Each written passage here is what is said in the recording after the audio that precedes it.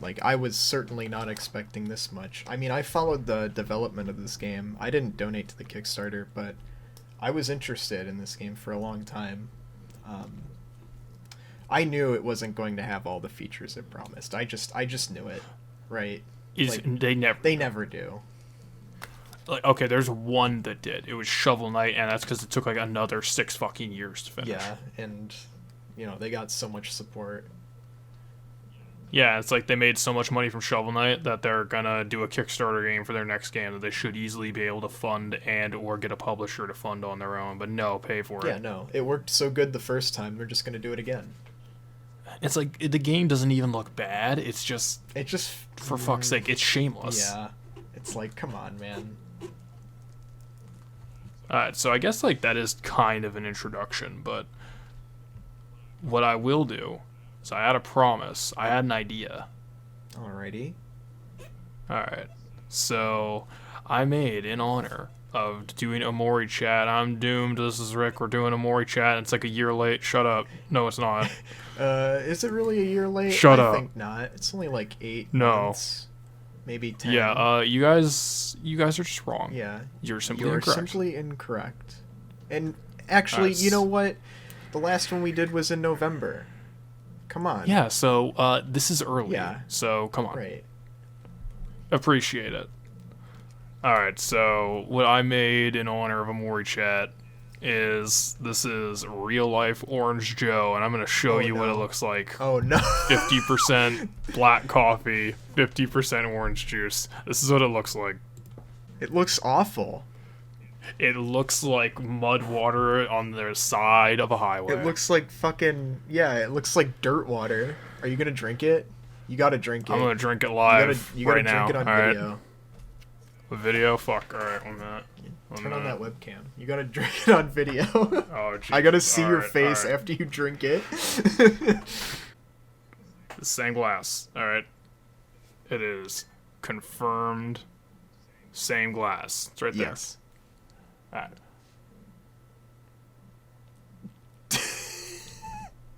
You're actually drinking the whole oh, okay. Is it that bad? He likes it. Hear me out. He likes it. Hear me out, okay? Hold on. It's not bad. It's not It's bad. actually kind of good. I kind of like it. You've I become kinda like Kel. it. Okay, hear me out. Alright, I'm gonna review Orange Joe, because alright, to be fair, it's technically not exactly right, because it's cold brew coffee. Oh, okay. Well, I mean, I guess it makes sense, because it is a cold drink. Yeah, it's in a can. Yeah. So it was exactly 100, like it was like 125 milliliters of cold brew, 125 of orange juice.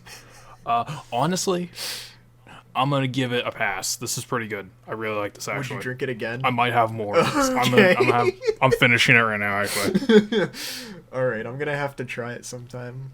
Next time I go out to like breakfast or something, I'm gonna say, bring me some coffee and some orange juice, and I'm just gonna mix them together. just if you go to a Starbucks, just get a little thing of like orange juice and get like a small iced coffee of theirs, and just like kind of half and half it in a container. Just swirl it around and just like give it a shot. It's like honestly 3 stars. 3 I am pleasantly surprised. out of 5. Out of 5. Okay. Like, I mean, if we're allowing halves, I'll say like 2.5. Oh, but, okay. Well, 2.5 sounds pretty bad, but 3 sounds better. Like, if we're not doing halfsies, I'd say it's a 3. It's much closer to the positive than it is the negative. I think the coffee I could have chosen could have been better, but Well, all I can say is you didn't cringe while drinking it, so. I was on video, not cringing. The Orange Joe. Oh my god. You know what? I'm actually gonna have some tomorrow morning. This sounds pretty good. I'm very much into this now. Kel's onto something. Dude, Kel knows what was up. Holy shit, it's actually pretty good. So anyway, You're gonna have to put that video in the Omori video. That's gotta go in there. Fuck, I should have recorded it. Oh, you didn't record it? Oh, man. Oh, I just shared my screen, fuck. Shit, that's right. Well, I'll post... you'll just have to record yourself drinking some more. I'm gonna have to record myself making and drinking it, and I'll just, like, play it silently over this. You'll just say, this was recorded after. He actually did drink it, though. I can attest to that. I drank it twice. I saw it. I seen it. I synced it, okay? He really did it. Honestly, 3 stars. I'm kind of impressed with it. 3 stars. I was expecting to add just retch. I was expecting you to immediately, like, cringe or throw up, but no, you were like, this is pretty good.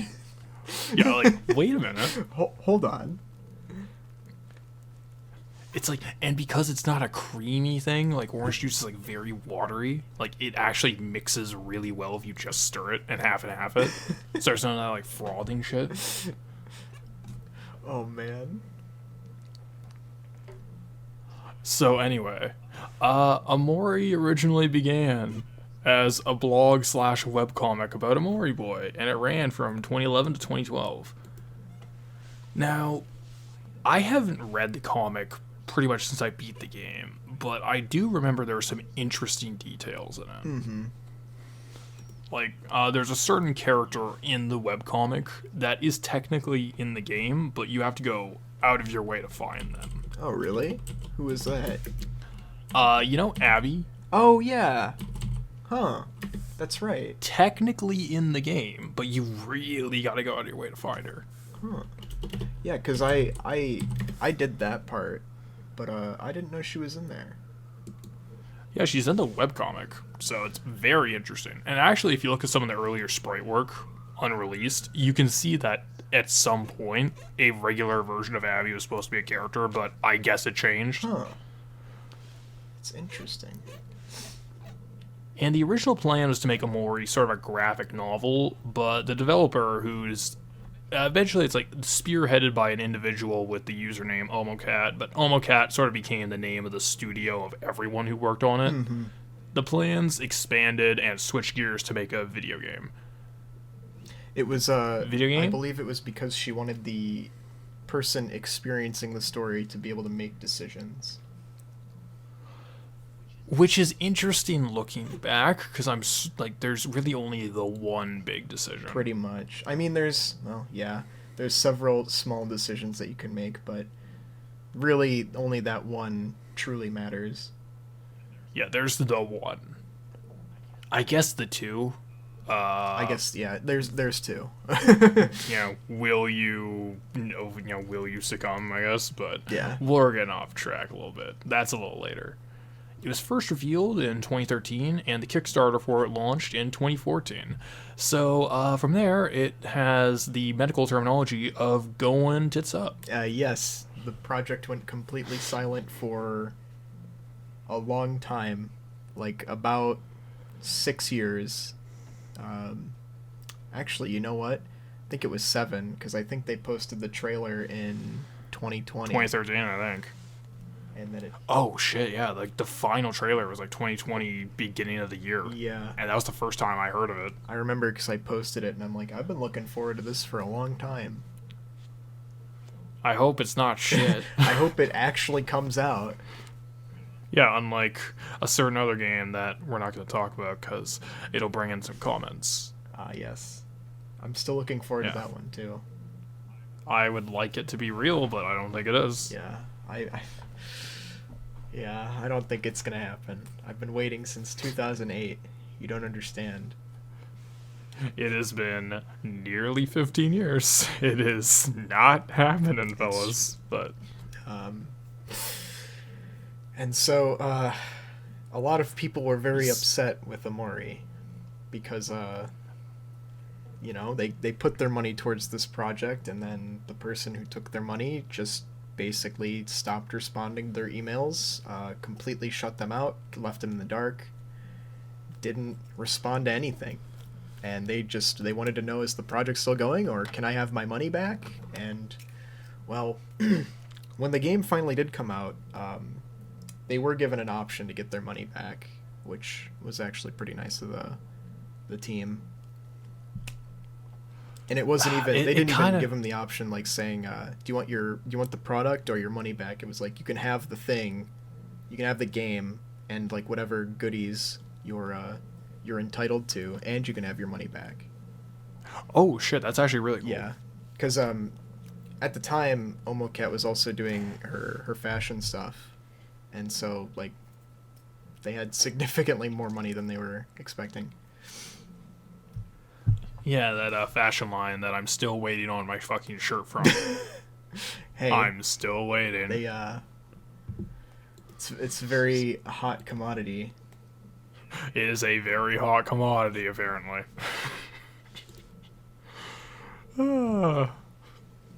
But yeah, it's like the Kickstarter ran out of money originally. The game switched art styles and versions of RPG Maker. Ports were canceled that were promised, like the 3DS one. Mm-hmm.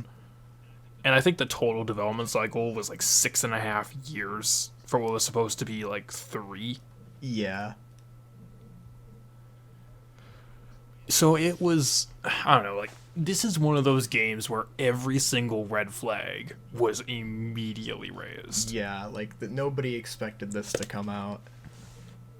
And if it did come out, it would definitely not be what people were promised. So that is one of the I guess the blessings of disguise, is that I went into this completely blind. I had no knowledge of the Kickstarter, no knowledge of the behind the scenes stuff. Mm-hmm. Totally blind going into this. And what did you think?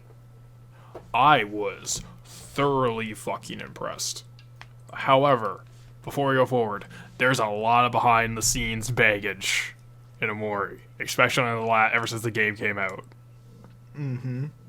We're not going to touch on it. Yeah. It's weird. It's kind of uncomfortable, but this is a separate the art from the artist situation. Yeah, I agree. Yeah, just going to look at it in a vacuum. Yeah, if you're interested, go look it up yourself. There's a bunch of fucking clickbait YouTube videos of the truth behind Omocat, and it's got like red circles and shit on it. Like, there's probably a million of them. I don't even know what there probably is. I'd put money on it. Well, if there aren't any, you can be the first one. Just not in this video. No, please. No, please. Not that. Do you just want to give general impressions, or you want to go right into best thing, worst thing? Let's just do best thing, worst thing. So, alright, spoilers. But yeah, spoilers abound. We liked the game. I liked it. Game good. Thumbs up.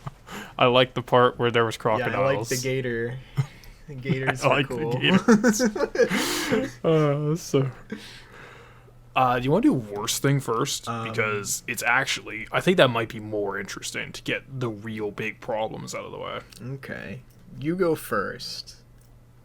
Alright, so I have 2 things I would consider to be worst thing. Absolute worst thing. Because I have more issues. This is far from a perfect game. But the little one, I just want to say, because it's like a rock in your shoe design decision. The cursor memory and the turn-based battles. Oh yeah, that's pretty lame. There's no reason you can give me for that. Yeah. It is just inconvenient. Yeah, you can't just mash through it, because then you'll just end up healing your party, like I did many times. Yeah, it's like, or you'll use a special move that you don't want, yeah. Or you'll use a second item that you really don't want, and you're telling me you couldn't have just had hit select for auto attack? I guess. I don't know, because like games from the PS2 were doing that. I don't know how hard it is to program something like that in RPG Maker. I'm sure it's not too difficult, but I've never actually seen an RPG Maker game who did that. And even if it is, just taking out cursor memory would fix all of these issues. Yeah, if there was an option for it, turn it on or off, I'd be down with that. Because it's not like a lot of games where you'll make an action with one of your party members and they'll just instantly take it. You have to choose what every member of the party does before you actually have a turn. So even if you accidentally are mashing through the menus and say, like, oh, I didn't want to attack with Kel, I want to use a special move, just be back. Yeah.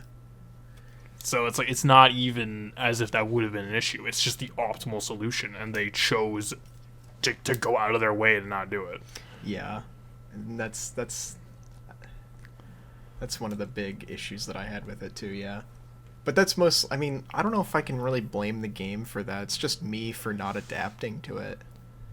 Yeah, it's one of those things where it's like I wanted to bring it up because it's such a minor issue, Yeah, but it was it's one that really got under my skin. It bugged me. But the real big issue, I would say that, because it ties back into also my best thing, but Okay. the game has a really bad habit of being overwritten. Okay.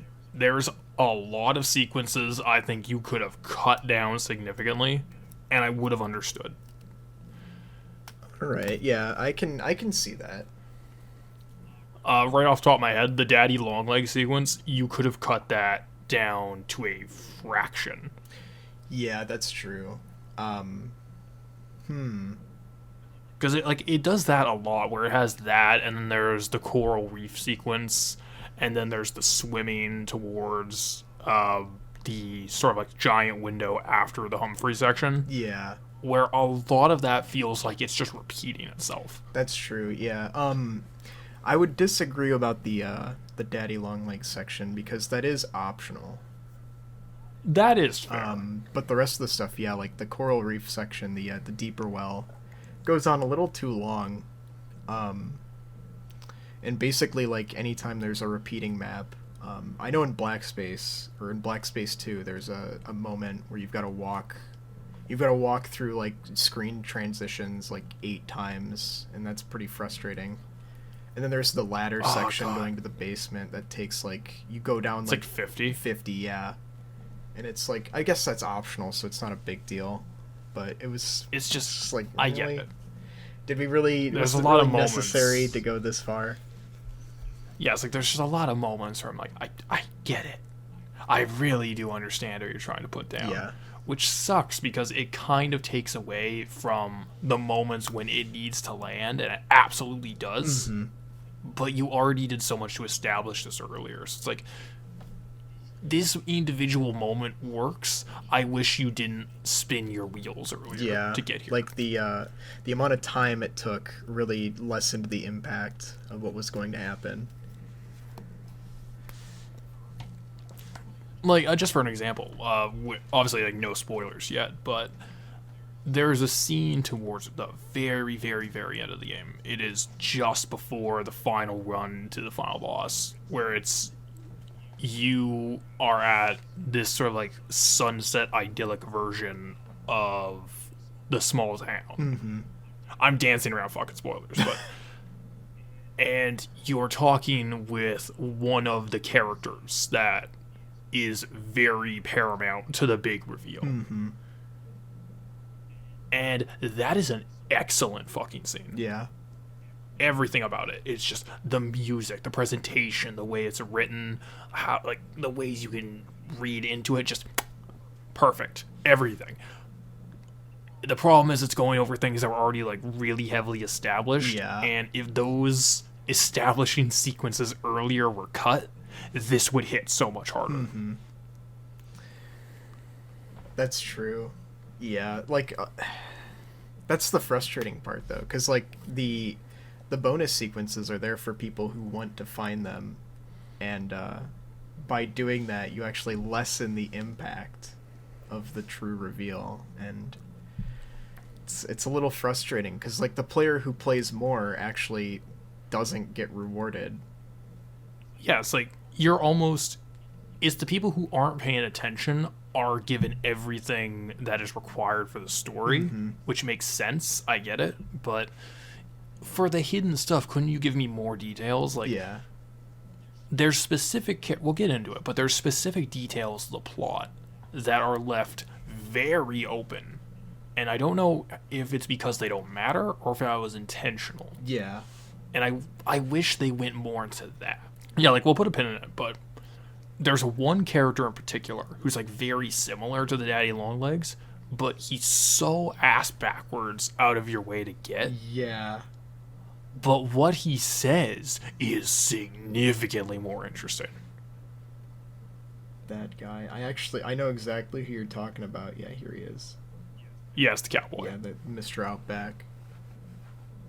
In my opinion, like what he says, it's never explained. It's left really ambiguous. What he's saying is significantly more interesting. Mm-hmm. And I wish more of the optional content led to stuff like this. Yeah, and plus he's so difficult to find. Who in their right mind is going to do that? Yeah, you can only find him on 3 days left, and you have to go to Orange Oasis after beating Sweetheart's Castle and before going to the library. Yeah, so for anyone who's here and hasn't played the game, think of it this way.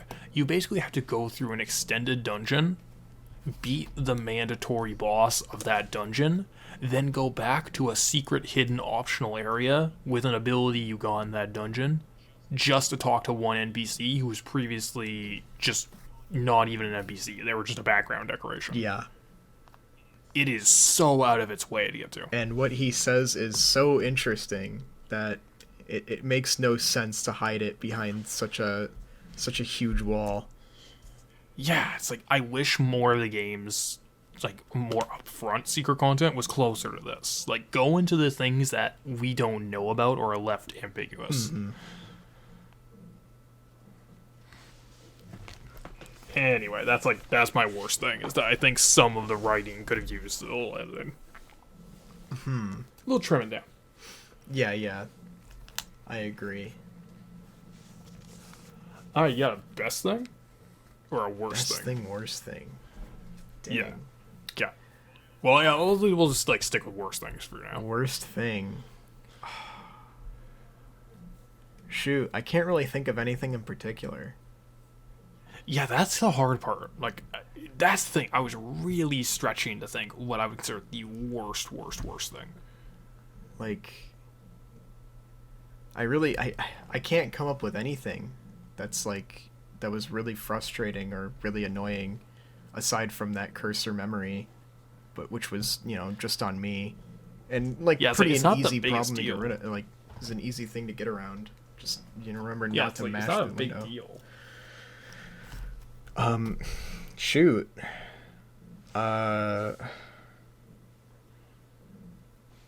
Yeah, shit, that might be like the only legitimately worst thing.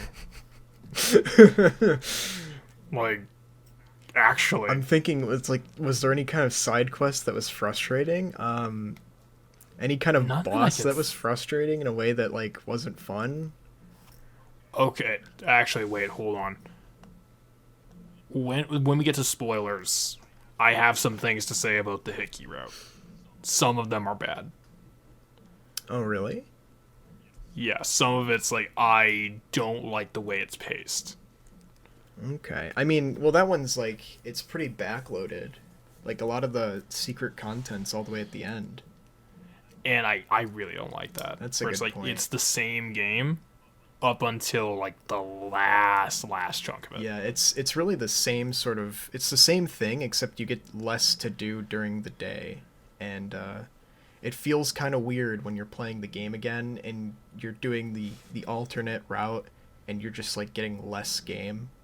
I mean, it kind of makes sense though, because I feel like you're expected to play that route after you've already beaten the main route, because when you take the Omori route, the Hikikomori route, you're locked out of both the good and the bad ending. So, I think you're assumed to have beaten the game at that point.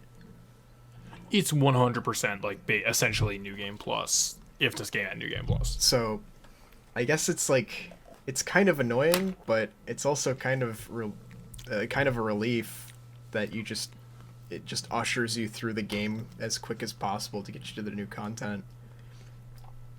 I don't know. It feels kind of bad when you're playing it, though. It's just weird, and it makes me wonder, could you have done... All right, we'll talk more about the routes, but I think there's a way you could have done it that didn't require 2 routes, but... I guess the daytime stuff during the Omori route, the Hikikomori route, was kind of lame. It was lame, but it was lame in a way I kind of appreciate. Yeah. Like, I understood the point, but it was just like kind of boring, which Yeah, makes spinning its wheels. total sense given the context. Oh, of course. But best thing, the Gators. I like the Gators. Gators, dog. Okay, look, you're a Gators guy. Look, okay, I'm an orange man. Thank you. Orange Joe. Not like that filth apple juice. There's Orange Joe, and there's the Orange Joe in Otherworld, and Aragni Joe, his Yeah, brother. Arachne Joe, his brother. Pluto was cool. Space Boyfriend was cool. Hold on. You can't just say Pluto was cool. That was the sickest shit when he came back for the rematch. Yeah, he was cool. He was cool. The sickest shit, dude. I will say the game knows how to really knows how to set a scene. That is one thing I'll say. Wow, the presentation was way better than I expected. Yeah, especially for like an RPG Maker game with such limited 2D sprites. Like it really does get you excited for a fight. The game is stretching what you can do in RPG Maker. Mm-hmm. I don't know, it's like when I'm playing a fucking top-down pixel game about children in their pajamas beating up like alligators and stuff, and I'm getting more hype for them to fight a Void Rage version of a planet. Former planet. It's like a former planet, excuse me. And it's like I'm more invested in this stupid shit than most of the things that big budget AAA Epic games are doing. It's like, come on. Yeah. The setup for the second Pluto fight, great. The setup for Jossum fight, great. The setup for Sweetheart fight, great. I just played the prologue the other day. The setup for SpaceX Boyfriend, fucking great. So good. Like reverse the fucking just reverse his own mixtape. Yeah, amazing. He turns it from her side to his side, so he could play his cool theme. Dude, it's like very Chrono Trigger. I wonder if that was a reference to fucking Dalton. Does Dalton do that? Yeah, Dalton and Chrono Trigger. Like, there's a moment where he's like, "Wait, no, the music's wrong. Give me a minute." He makes it his boss theme. Oh. That's fucking good. Which is weird because like there's a few things that I would say are my best thing, but if I had to narrow it down to just one, I think it is like ironically enough, despite saying it was part of the worst, it is just the narrative itself. Okay. Like I was genuinely shocked how well it handles certain topics. Oh yeah, and for sure. Well, one, I'll get this out of the way. It has a trigger warning, and it doesn't bother me that that's there. Usually that's an issue I have, where if a game is trying to present something as a twist, that's usually one of my hang-ups, where it's like, okay, well, you gave me a warning for exactly what's supposed to be a surprise reveal, so I'm waiting for the shoe to drop. Yeah, like, if the game, gives you a trigger warning for a certain topic, and then you spend, 3 hours playing the game and it never happens, you're just, you're stuck waiting. When is it? Yeah, and it loses its impact the longer you have to wait. When's the cute anime girl gonna kill herself? I'm waiting. I knew exactly what you're talking about. I'm still mad. I'm alone in my sea of anger. Apparently, you were the only person who had a problem with that. I'm the only person who doesn't like fucking Doki Doki. Everyone else I've ever spoken to who's played it is like, yeah, man, this is super good. It's like, you're wrong, Philistines. You're all wrong. You're all insane. But yeah, it gives you the warning for it, but it doesn't, It does something clever. It does something really clever with it. Yeah.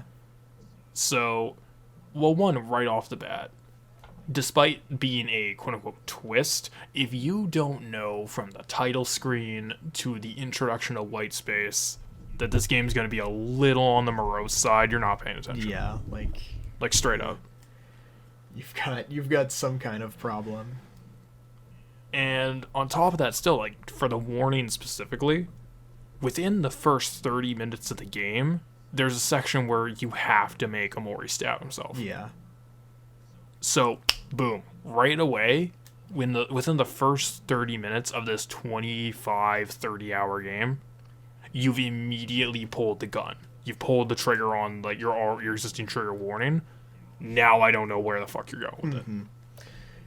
And it sets the mood right away, which is good. Yeah, immediately. There's no false advertising here. If you want your refund within the first 30 minutes to an hour because of the tone, right there. Go for it. You've got your reason. Yeah, it's like it's not trying to bullshit you.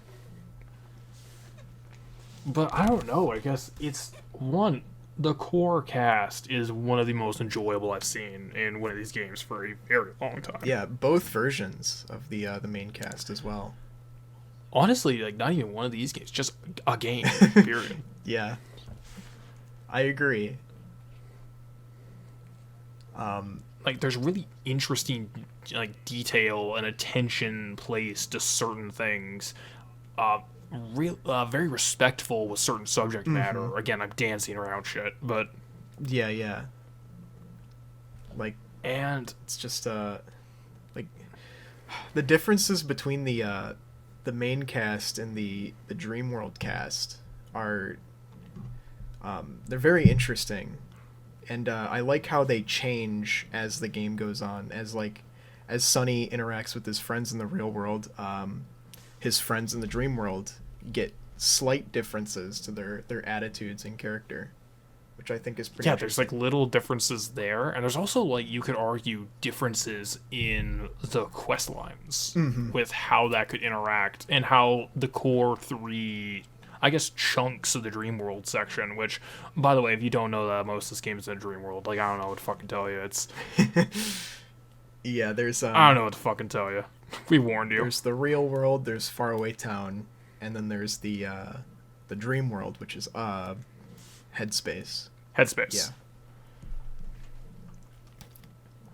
But you can also argue like the 3 core sections of the dream world, or I guess like quest lines in it for both versions of the game, or both routes. You could argue those are reflecting specific aspects of the real world. And I think, especially a lot of people who try to do the whole video game analysis thing for this game in particular, kind of miss out on that chunk about what they're supposed to mean. So what do you think the 3 chunks are representing, Doomed? Oh, fuck. All right, put a pin in that, because we have to... Don't forget, this is a later? video game. We gotta talk about the actual game. Oh, yes. And I guess, like, I don't know, it's just... It feels like... The game was having a high wire act in its presentation from moment one. And I was telling a friend about this when I was trying to shill the game at him. And I was saying, all right, I'm going into essentially like the last 5 hours. I think it was like when I was about to start Black Space for the first time to the ending. Okay. So it's like, this is the end game. The game, if it shits the bed, it's gonna do it right now. And? But no, it's like I was astonished how, at least in the good ending, I have some hang-ups on the bad end, but I think in the good ending, like, it sticks the fucking landing. Which is insane for a high wire act like this too. After such a build-up, it doesn't peter out. It ends appropriately. Like I could see an argument for the end game being the best section of the game. And I would agree. How many games can you say that for? Yeah, exactly. Like, there's certainly a lot of games that I played that petered out at the end. Final Fantasy V. Final Fantasy 4. Final Fantasy 3 was dead in the water 1. since the beginning. Final Fantasy 2, weirdly enough, I think is the opposite, where the early game sucks. Yeah, that one was pretty good at the end. Yeah, it's like the second half of that is actually better because you have actual equipment to work with, and FF1 is just like consistent. Yeah, the only bad thing about 2 is that they give you a party member right at the end. They expect you to like grind up, which I'm not doing that. Yeah, fuck that. Leon, you suck. Get out of my party. It's a 3-party thing. Yeah. Fuck off, Darth Vader. But other than that, like, this game it hits the landing and it sticks. It's great. And that isn't even touching. Like, the worst part is, like, for saying the best thing, there's so much I know I'm missing. Like, best use of repeat concepts and leitmotif that I've ever seen done. The music is fantastic. The soundtrack Like, that is deserves special fucking attention. Like, drama behind the scenes aside, like, just in context, holy fuck, the music lands. Mm-hmm. Every scene is made better with its inclusion. I can't think of a single song on the soundtrack that's bad. I can think of some that I will not listen to actively after the fact, but that's about it. Yeah, that's true. Like, that's it. Mm-hmm. In context, all of them land. Yeah. So yeah, I guess, like, we'll save most of the specifics before we get to the narrative heavy spoiler section, but So let's talk gameplay. I'm a big RPG guy, and this is RPG chat. You're a big this RPG is RPG guy. chat. I'm a big enough RPG guy, you know. Mr. Kinda, Boomer Shooter, expanding his reach. Listen, all right. Listen, these are kind of like boomer games from around the same period, except for this one, but except for the one that I like the best. Yeah, the one that was actually good. So what did you think of the gameplay? This is one of the tightest turn-based RPGs that I have seen. It is shockingly good at what it sets out to do. I think the only major hang-up I have is that it is quite easy, and I can see the argument being that once you know ideal setups, you're basically set until the game throws a curveball at you. Yeah. But it's the process of finding those setups that are really fucking gratifying. Mm-hmm. I also and the setups do like change. that if you take all the fights as they come to you, you will never have to grind. You will never have to stop and hang out in one area to level grind. No, it's the Chrono Trigger school of thought, where it's enemies are on the world map, fight every enemy that is in your path, you'll always be fine. Yeah, if you don't even have to go out of your way for fights. If you just fight the enemies that come to you, then you're pretty much golden all the way through. Yeah, it's like, it has been a while since I've played an RPG with difficulty balancing as consistent as this. Mm-hmm. Even if it's not necessarily that difficult, outside of trying certain challenges in the early game too soon, like if you do Kite Kid before you do Space Boyfriend, you're in for a bad fucking time. You will get destroyed. If you do Orange Oasis as soon as it's available, you will get destroyed. Yeah, so it's like, but even then, you have to really go out of your way to find them. You have to already know it beforehand. Especially Orange Oasis. Yeah. Because you can actually go there day one if you want. Most people won't, though, because it's way out of the way. No, it's like you do it after Space Boyfriend, because, like, you just basically get it for free. Yeah. You get the train ticket from him, and you can just immediately go there if you want to. You will get destroyed, though. Yeah, have fun. I mean, granted, it is worth going there for to get Hector Jr. for an early game kill buff. I guess that's true, yeah. It's worth it just for that. But yeah, there's and I guess the vegetable kid from Raintown. Oh shit, he's actually pretty good early game too. But other than that, like, most of the stuff you can't access there. Like, you can't go into the secret hoagie club. You can't cut the bulb to talk to the geezer. You can't fight the bread twins. You can't even get to the top of Dino Dig. Like, you will get messed up. There's just nothing for you to do there. Yeah, but it's there. But you can. Like, I really like that. Yeah, like, if you want to try, and assuming you're not just blasting cheat engine, you can make an honest effort. Like, good fucking luck, mm-hmm. But if you do the things, as the game intends, you will have no problems. You will never have any issues. What's really interesting about it is that there's nothing in particular I can point to that it's doing unique. Yeah. It's very iterative. It just they tune the enemies to give you as much XP that you need, which is something that most games don't do apparently. No, like it is the number one issue with the genre, but this man just circumvented. Yeah, these guys got it right first fucking try. I mean, granted, it took like 7 years, but ignore Yes, that. but they did it first try. It's the devil that's in the details on this one. Like the emotion system and how that's implemented is get the fuck out of here, rock paper scissors game design. Yeah, You've been outclassed. it's rock paper scissors, but it's so good and satisfying to use.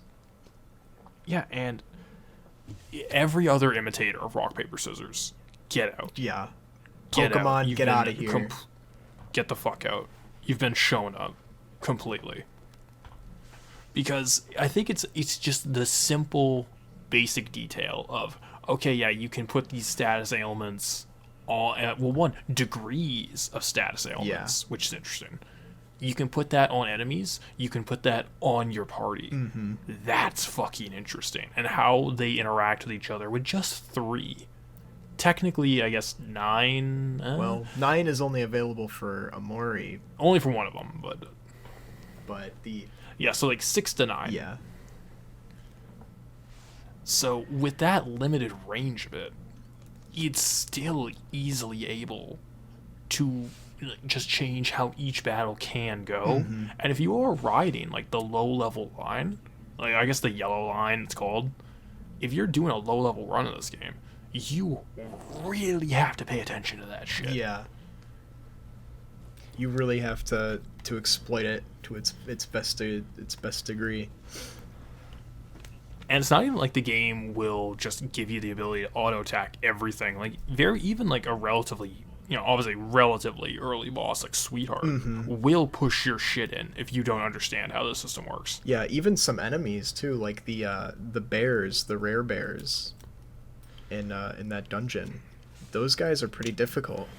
They can mess you up. Even the one rare bear that you see in the forest. Yeah. That was the one that I was thinking of. Yep. Like, he'll beat your ass. Like, he's a problem. And then, just a little bit later, you're fighting like 18 of them, and you're doing all right. I wouldn't say you're doing just fine, but you're doing all right. All I'm going to say is first try. That's all I'm going to say about that. Dude, same. First try. That was on air. Everyone saw. But still, like, goddamn. It was something. Yeah, even when having done like 3 runs in the game now, even now it's like there's a little bit of it's getting a little dicey. Yeah, I don't know, man, but then you pull through, and it's also like when you find the enemies can use the emotions too, like not only just be inflicted with them, but they can use them on themselves. It makes things really interesting. The first major boss that you fight, Space Ex-Boyfriend, the first time he made himself furious, I was a little concerned. Because like suddenly you can't manipulate it, so it's like it takes the reins away from you. Suddenly you can't make him sad anymore, and now he is very, very angry and very strong. And maybe it's like your sad strategies of let's make the cast sad to avoid damage is actually going to fuck you up real bad. Yeah, now he's got the advantage, and it's pretty bad. And that's like, well, one, there will never be a boss message as like hilariously threatening as Sweetheart is manic. Yeah. And that boss is very well designed, I would say. Dude, that is the best DPS race I have ever seen in a video game. I hate DPS. I agree. Like, stuff like that always gets me angry, but like this one, it was just presented perfectly, right? There's this annoying character who makes your whole party angry, and then she gives herself the emotional advantage, and you just have to beat her faster than she can beat you. And I think like the kind of the genius part of it is it's a DPS check. It's not a stat check because of the way the game is balanced. Yeah. I don't know. It's like everything just kind of ties back into itself in a really clever way. Like the limit break system. Oh yeah. The release the energy. team mechanics. Which, yeah, you can just save it for big release energy if you want. Or you can get like ever-changing team-up attacks where almost everyone can interact with almost every other member of the party. And these attacks will have like emotion effects. DPS, healing, and damage. And like crowd control. Buffs. Crowd control, and they change as the game goes on, so it encourages you to constantly be trying to experiment with which attack's gonna do which.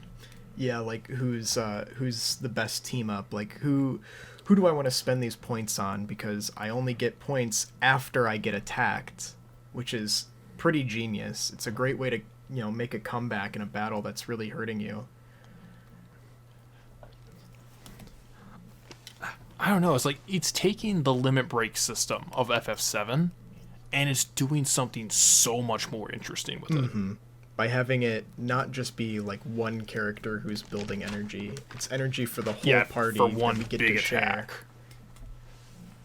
Exactly. And it's not just you just get one big attack and that's it, right? It's no. You get to spend it. You get to ration it. And it's not just one big attack. It's you can do some attacks. You can also change emotional states. You can heal with it. You can recover MP with it. It's up to you however you want to spend these points.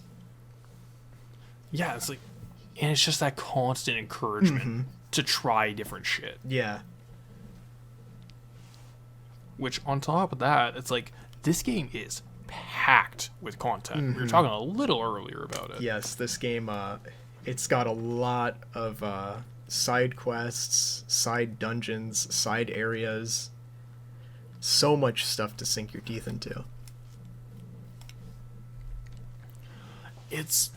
Which granted, I understand that's almost to be expected of, what is it now, like, 7-year developed game. Yeah, that's to be expected in a lot of ways. Yeah. But it's just, when you look at other games that took as long to make as this, and you just compare the content gaps. Yeah, it's just, or other games similar to this.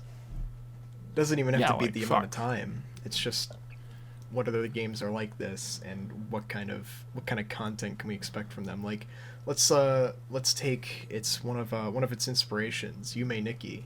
That's not really an RPG. How about Lisa the Painful? Has quite a bit of content. It's kind of like this as well, but it's nowhere near as much content. Nowhere near. Not even close. Now, granted, I understand Lisa's going for like a very different thing. That is true. I think the comparison I would make is especially to Off, which is a game that is clearly this game's biggest influence. Yes, but, that's true. Which, by the way, want to put this out there right now. Earthbound is not this game's biggest influence. Off is just get that out there. I would say it's kind of a mix between Off and Yume Nikki. It is very much a mix there. Yeah, but Off is pretty big. You're right.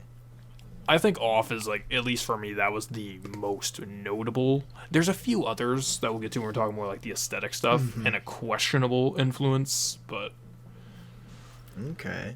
I don't know. It's like compared to Off, which I get Off as a free game, but very short, like 7-8 hour game, maybe 3 extra hours if you do the optional areas. Like very relatively bare bones game. Yeah, a little too many puzzles though. Yeah, it's not great. But this isn't Off's episode. This is Omori. Yeah, so it's like just comparing that to its own contemporaries even. Like there's significantly much more content. Like we said earlier, this is about a 25-hour game. Both routes, you're looking at least like 55-60 hours. Yeah. Is it is jam fucking packed, and there's still content that I have not done in all my playthroughs that I've missed completely. Yeah, I was actually playing it earlier today, and I was playing a bunch of stuff that I missed completely the first time I played. Did you ever find the rock paper scissors champion? I did. I actually fought her earlier today. Fuck, I never fought the champ. I never found them. The champ, she's the fish lady at the supermarket. Oh my fuck. Of course. Yeah. Oh, let me show you her pet rock character.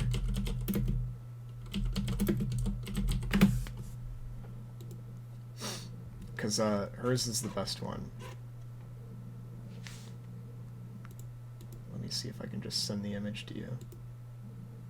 Save image as a WebP? I think not.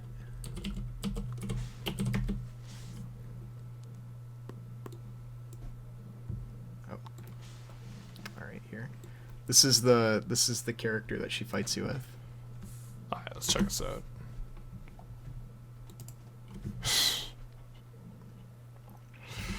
Ah, that's fucking amazing. It's yours, but he's got a little Sephiroth wing.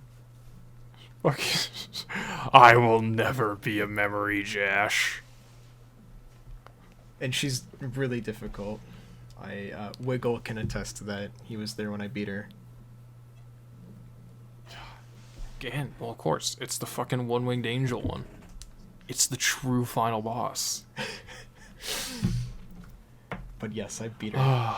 And that's fucking beautiful. I love it. That was hilarious. I'm gonna have to post it on the in the video. I need to put that in the video. That's fucking adorable. The better thing is, like, when he attacks you, he doesn't even move. It has no animation. It just sits there. It's so good. It doesn't need to. It's so good. Oh, I love it. But yes, I just found that today. I completely missed it my first playthrough. I didn't even get a pet rock on my first playthrough. I completely missed the whole storyline. Which, granted, I will say one thing about that storyline is interesting from a narrative perspective, but even then, that just kind of goes to show the attention to detail. How many things just tie back into itself. Mm-hmm. Like, there's a real focus to Omori that is not in a lot of its contemporaries. Yes. Definitely. I don't know, like, that kind of focus, like, really gets me going. It knew exactly what it wanted to do, and everything ties back into what it wanted to do. Yes. Like the, like, it's got the, shoot. How do you even explain it? Well, I'll just use, like, my pet rock example. Yeah. Like, okay, so it's been 4 years, and Kel and Sunny only got into pet rocks for a little bit before the big oopsie poopsie happened. Mm-hmm. He's been holding on to it for 4 years, just in his pocket on the off chance that maybe he'll just randomly play with Sunny again. That's true, yeah. It's like, how many times has he just brought that out? How many times do you think he's just, like, walked past Sunny's house and, like, just with it, just had it, just in case? Like, I don't know, like, that's such interesting character building, and it never calls attention to it. He even mentions how he's, like, he hasn't played with it in years, and he just happens to have it on him when you get yours. Hasn't touched it in 4 years, but just so happens, like, oh, you bought it? Oh, check it out. I have one too. It's right here. It's working in perfect condition. Like, that's such an interesting, understated moment, and no one ever calls attention to it. Yeah. So fucking good.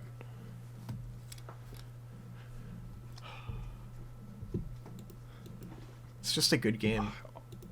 Honestly, like, before we get into heavy spoilers, like, straight up, it is just my highest recommendation for this style of RPG. It is fast. In my opinion, it does not waste your time. I know some people disagree, and I think it, like, drags its feet. And we mentioned the times that it does, but for me, it's like, it's dragging its feet is more just like, it's just moments of the narrative, some of them optional, where it's just, hammering in ideas that I already understand. Yeah. And that's it. That's a relatively minor chunk of a very large package. No, I mean guys who they review the game and they say, like, all of these sections in Headspace are just dragging their feet before we get back to the real story. It's like, well, one, I think you're missing the forest for the trees, but Yeah, you're missing two, the this is point. where it's like the gameplay really shines is in these sections. Yeah. That's I don't like to say that, you separate the game. Like, the gameplay is in Headspace and the story is in the real world, because I don't really agree with that as much, because the things that happen in both places are pretty important either way. And arguably the hardest dungeon in the game is in the real world. Yeah, the optional recycletists. Did you do it? Did you win? I haven't beat them, no. I beat him. What did it cost? Okay. So you need there's two ways you can do it. You need to have, once you get him to like 2/3 of his health, you need to have one member of the party, preferably Kel, constantly be applying healing to Sunny. Because I'm convinced the AI is tuned to one-shot him. Oh, yeah, that's right, because he summons ads, doesn't he? Yes, but the thing is, like, the leader himself, he does just enough damage in, like, that panic mode to one-shot only Sunny. Oh my god. But that's the problem, is that Sunny goes, it's game over. Yeah, if he dies in the real world, it's over, and he doesn't have his ability to hang on in the real world. So what you have to do is either do the seashell side quest, give that seashell bracelet to Sunny, which does give him a health bump in this one section. In that one section? This one section, it has an actual stat advantage. Or just constantly be applying healing and just whittle him down. Wow. The first time I played him, I got my shit wrecked, and then I just sort of... Oh, dude, he fucks you up hard. It's like, yeah, so it's like technically one of the hardest, most resource intense management dungeons in the game is in the real world. Mm-hmm. And I don't know. And story stuff in Headspace is pretty important. It's pretty freaking important. We'll get into it, but minor spoiler, the entire section is literally just the head of the main character. It's quite literally his characterization, considering he doesn't speak. Yeah, exactly. Except for twice. Yeah, he speaks 2 times. In the whole game. Exactly and twice. It's like... And one of those times is completely optional. One of those times he is delivering fucking pizza. Yep. It's like... Doesn't speak for 4 years. Gets a pizza delivery job. Now he's okay first with time. it, yeah. And he's just screaming. It's pizza time. Yeah. he goes up to your house and he screams, "It's pizza time." It's like a fucking Ninja Turtle. And then of course the guy answers the door and he's like, "I'm not paying for that because it's the wrong house because you can't read the fucking notes." I got like 2 out of 3 of them. I got totally right. I fucked up the 3rd run. I was so mad. I was so close. I got a perfect run once, and it took 30 minutes of reloading. It's so fucking good. You open up the note and you're like, what the fuck does this say? What am I looking at? Did you write this with like your mouth and you held the paper with both your hands in midair? Like, you're gonna have to post a picture of the pizza delivery notes. God, there's... I have that. I think I have that recorded side quest, actually, so I should just be able to post, like, here's the fucking pizza. Read it. Just do it, shitlords. Yeah, just fucking deliver my pizza, idiot. God damn, it's so good. Yeah, here's some of the notes. Yeah, like, what does this say? I can read green pickup. There's like 3 green pickups Send on you this one street. So this one, all I can read is like green pickup. What does this say? Okay. Hold up. Make sure to post this one in the video.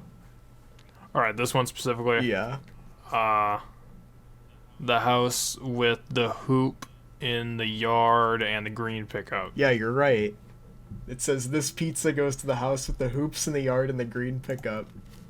I can read fucking chicken scratch. All I got was green pickup and hoops, which I guess is enough to deliver the pizza. But yeah, all of the notes are like this. It's fucked. This isn't even the worst one. No, yeah, I've it definitely gets so had worse. bad. Like the third run at this job side quest is legitimately illegible.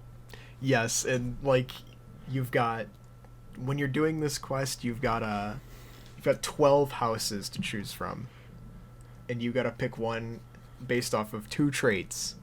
And one time, he said brown door, purple rug, and there were 2 houses with a brown door and a purple rug. And I was just like, well, fuck, I hope I get it right. Yeah, 50, 50, 50. I was like,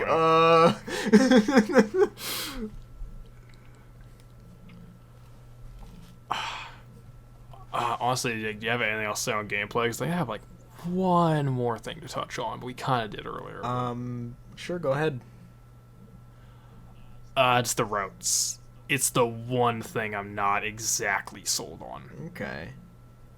I think you could have had it to where you theoretically could have done both route content, most of both route content. There's one in particular that's like, nah, you shouldn't have been able to do this and get the good ending or do the main route. Okay. I think with some reworking, you could have done this in one play, most of this in one playthrough. Do you want to explain right now, or is this something we're going to touch on later? Okay, so we'll put like a spoiler warning up right now. Yeah. Right now. Like, we won't talk about the major plot stuff, but this is for the Hikikomori side quest content. For what is essentially playthrough 2, for 99% of people touching it. Okay. I think you could have... Okay, so the Abyss in Abbey, I think, should have been locked to the neutral endings, and you stay in. That pretty definitively has to be locked to that, because you have to complete Hangman. Mm-hmm.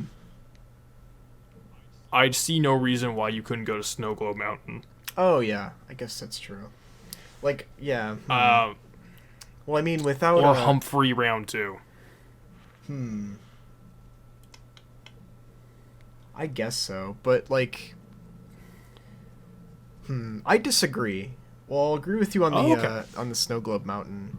Well, the problem with Snow Globe Mountain is that without Space Ex-Husband, there's really no reason to go there. But I think that this stuff should be in the Hikikomori route, just because like it's a continuation of the dream after what happens with Shadow Basil. You go back to sleep, and the dream continues. And when you're on the real world route, he wakes up instead. Okay, fair enough. I suppose, like, I guess my big hang-up is it just takes too long to get to the new content and Hickey stuff, and I kind of wish it just spaced it out, where maybe instead of just backloading everything, it's like every chapter you get one new area to explore. Yeah, I can agree with that. Like, gameplay-wise, you should have been able to do it, but thematically, it makes sense. Like, okay, how about this? Like, what if when you don't answer Kel on day 1, that like hard locks you in. Okay. And once you do that, when you return to the dream world with the sweetheart section, now things have like kind of gradually opened up more, so you can go do the super optionals if they're available. Like, you can, like, the second you clear Lost Library, you can try and go back and get those abilities. You're gonna get your shit fucked up, but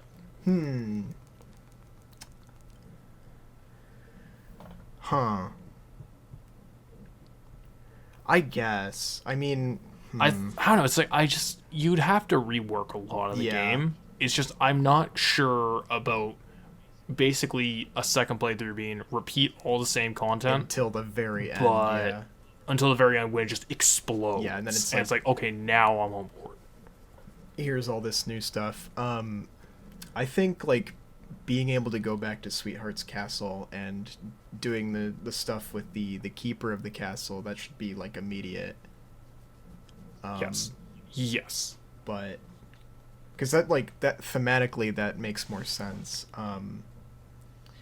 Like, fighting the fears, that doesn't make as much sense because at that point in the game Sonny wouldn't have overcome his fear of drowning. That's So right. that's something It's that would need right to be before reworked. Yeah, in like obviously like it's not Yeah. ideal. It's just I'm not sure about because it's not even like it's unnecessarily a big issue because it isn't clearly intended to be playthrough 2. Yeah. It's just I'm not sure about really loading content like that. Yeah, I get it. It's just I wish that there was more content in this game so it's not just me like doing the same thing that I did last time. Yeah, it's like if there's any point where I'd say I wish there's more content, it's like what if there's more exclusive content In the middle here, early in the Hickey route? And there really isn't that I can think of. It's the one major downside to the second run. On top of that too, is like some of the boss fights I'm not sure about.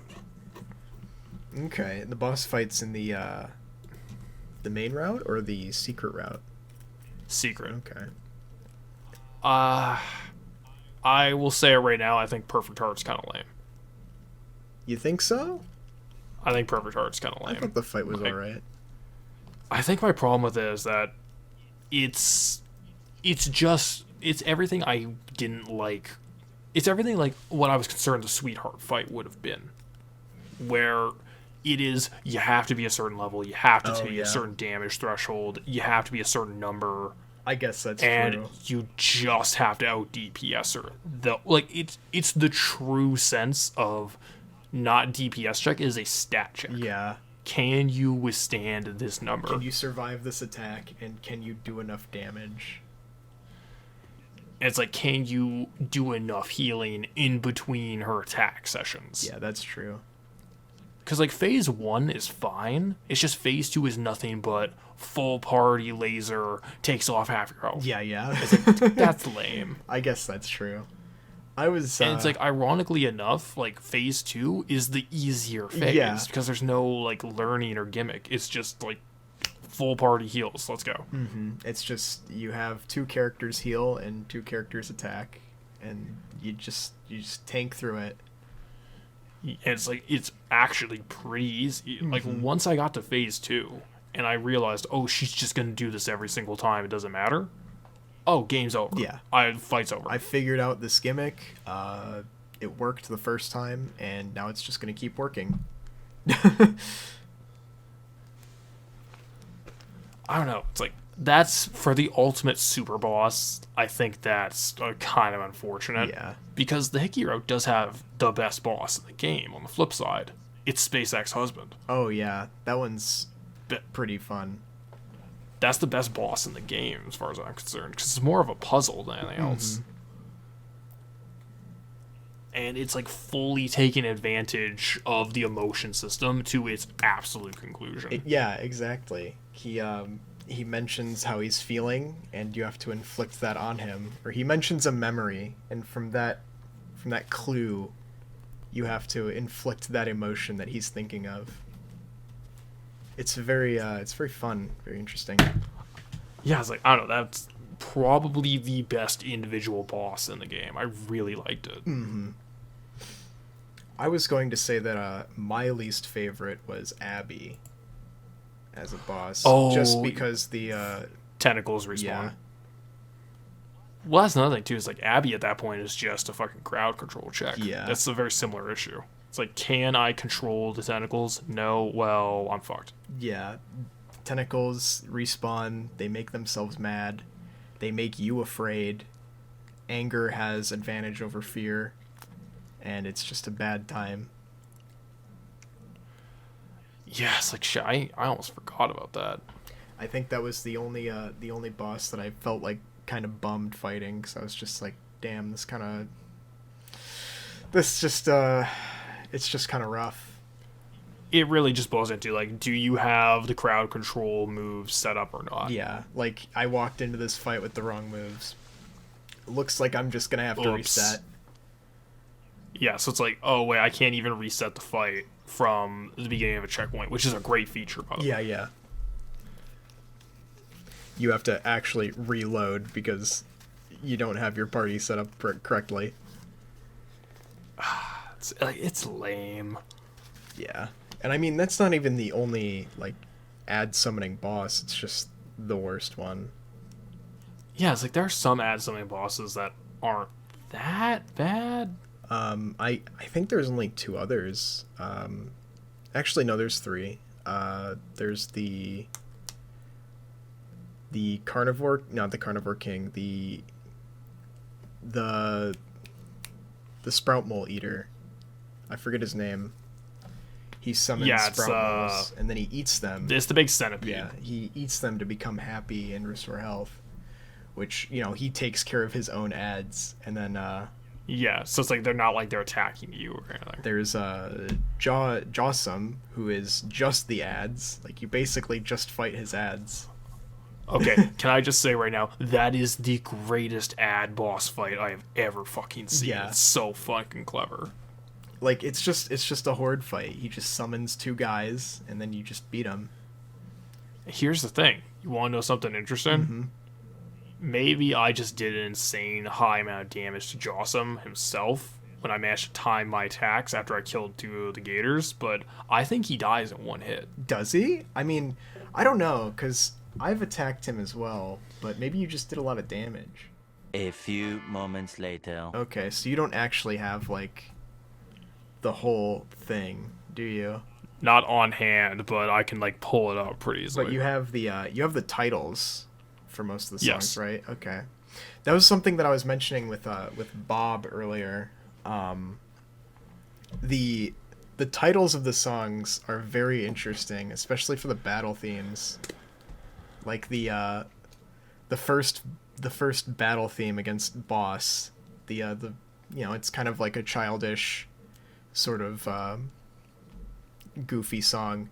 It's called Push and Shove, which is pretty good. Very You know, you're like, interesting. oh, it's like a cute little fight song. And then you play the game. No. There's also another song. It's the battle theme for the desert. It's titled Those Who Forget History, which is also a very interesting title. So, in particular, soundtrack chat for titles, even just titles, not even getting into the main stuff. Mm-hmm. One thing I noticed is, well, what I found interesting is as the soundtrack progresses, you go down the list, it gets more ominous and it gets more just direct. Yeah. Like, it goes from a place by the lake, forest chillin', Sugar Star Planetarium, the vengeance of those forgotten in darkness. And then it goes to recycling things as a like, concept. Help me. Yeah, it's like, let's us scroll down to like the end game stuff here. Long way down. Let's see here. A red shape. Playing forever. You cannot go back. Come and see. Bad morning. Do you remember? Do you remember? Your catastrophes. Your catastrophes. Procession. Oh, man. Jesus Christ. It gets so dark.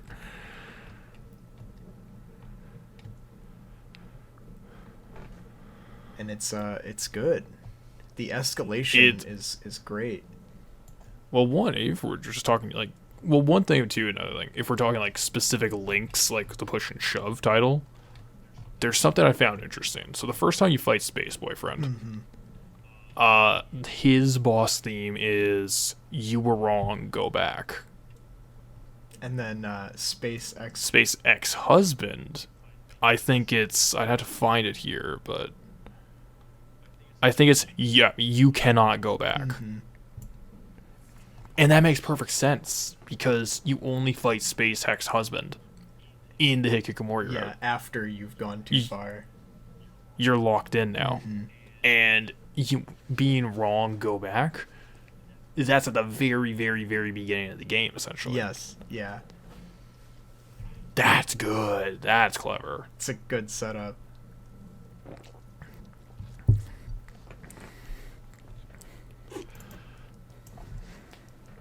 And speaking But of even the that- speaking of the actual music, Yeah. and you cannot go back.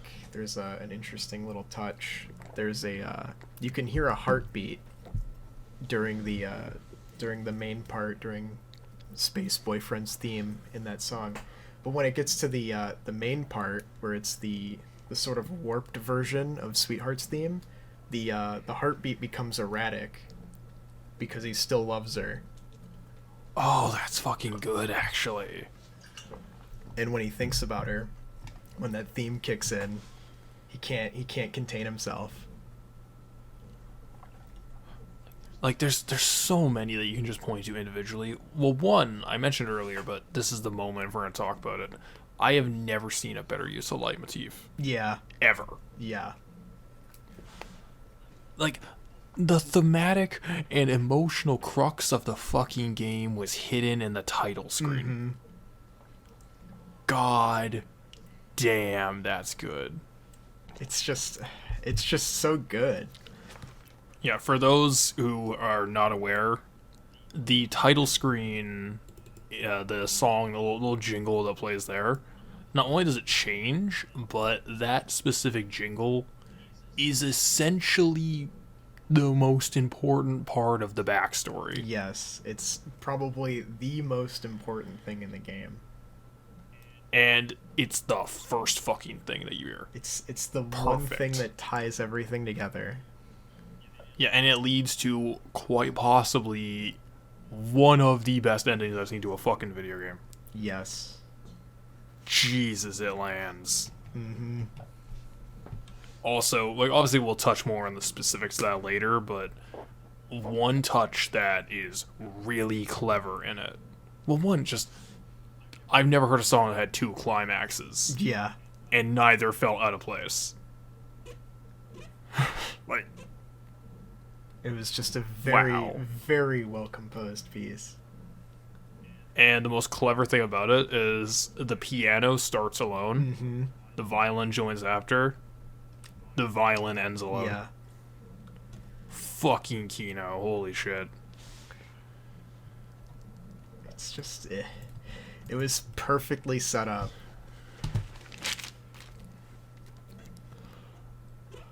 I'm trying to think, like, I'm trying to think about any, like, See You Tomorrow, which is the end of the day theme for the real world section. Becoming Crossroads. Yeah.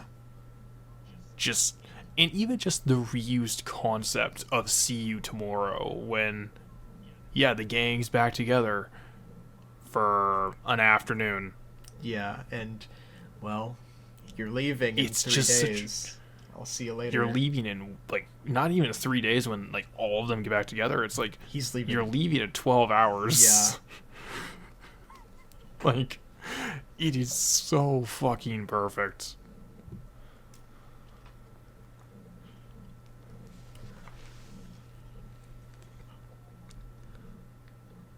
What's the God, I'm trying to think. Here's Anything else?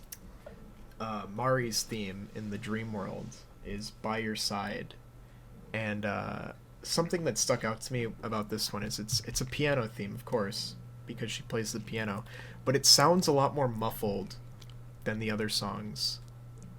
And I was It does. thinking about why that is, and the conclusion that I came up with, my interpretation, was that it's a piano, right? But the piano is in that room that Sunny won't go into. and So he can't hear it. He can't separate the piano from Mari's personality, but he doesn't want to think about it. So it's just there under the surface. And then, like, that works too, because when you get the replay, like, you get the second version of Mary's theme that plays before you go to Deepwell. Yeah. That version's clear because that version of Mary talks directly to Sonny. Yeah. She's not speaking to Omori anymore. Yeah, so that version is no longer muffled. It's no longer restricted. Yeah. So you get the clear piano. I never thought of that. That's fucking interesting.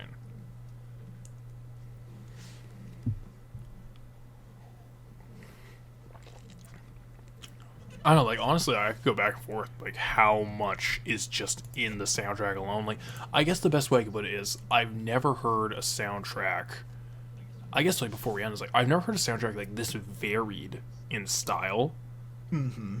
But Like, it's going all over the place. it's so varied in style, but it's all, like, it's all connected.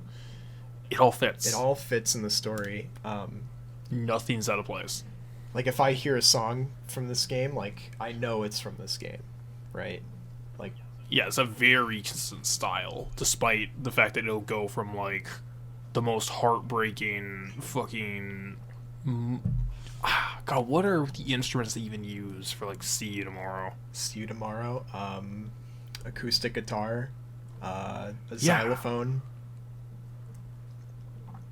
It's like, it goes from the best use of that to fucking harpsichord EDM, Yeah. like World's End Valentine, Which is also an amazing song. which is a fucking banger and a half. Like, it's almost reminds me of, like, that Tim, It Was Pictionary meme. Yeah, you didn't have to go this hard.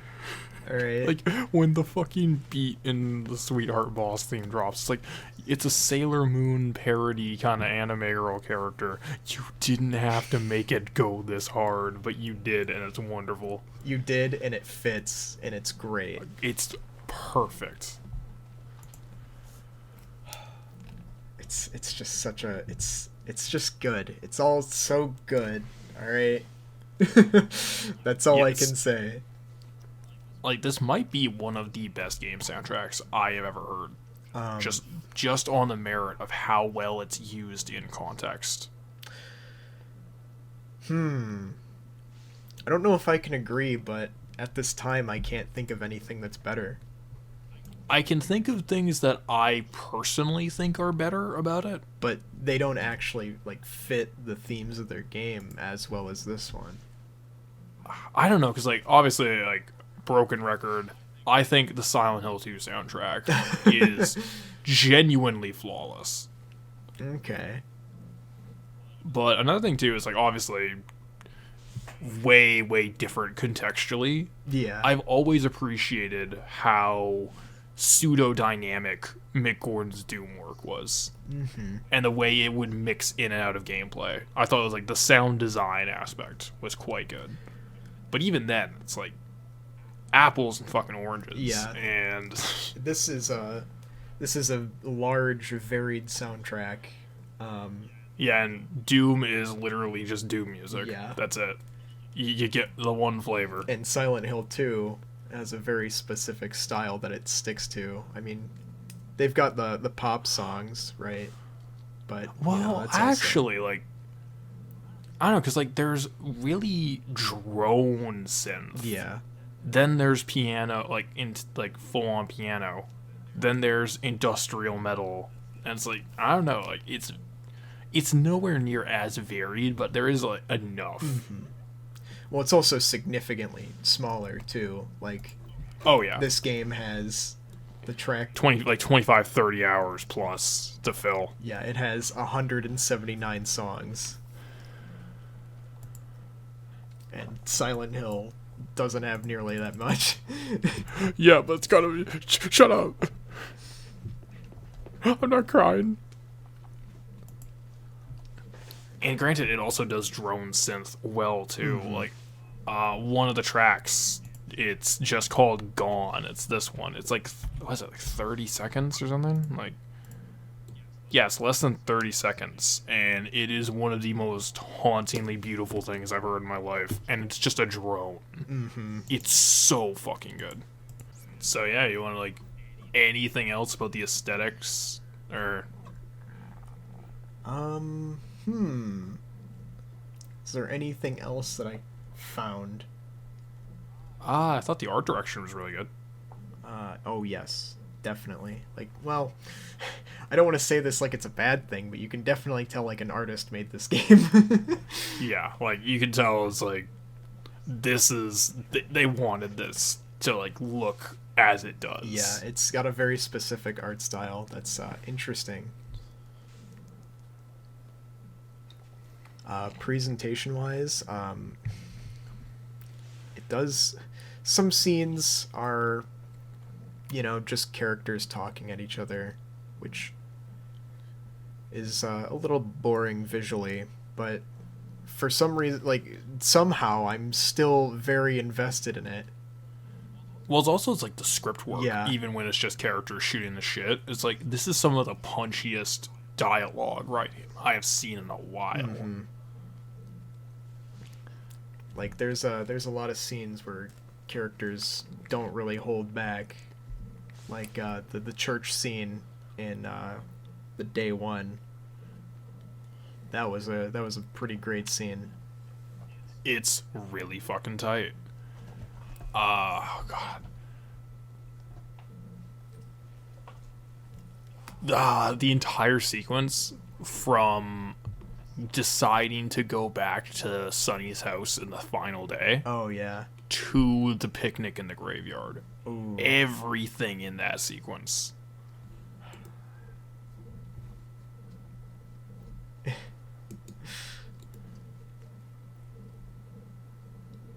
Like, without exaggeration, everything fucking lands. Mm-hmm. Like, it's just...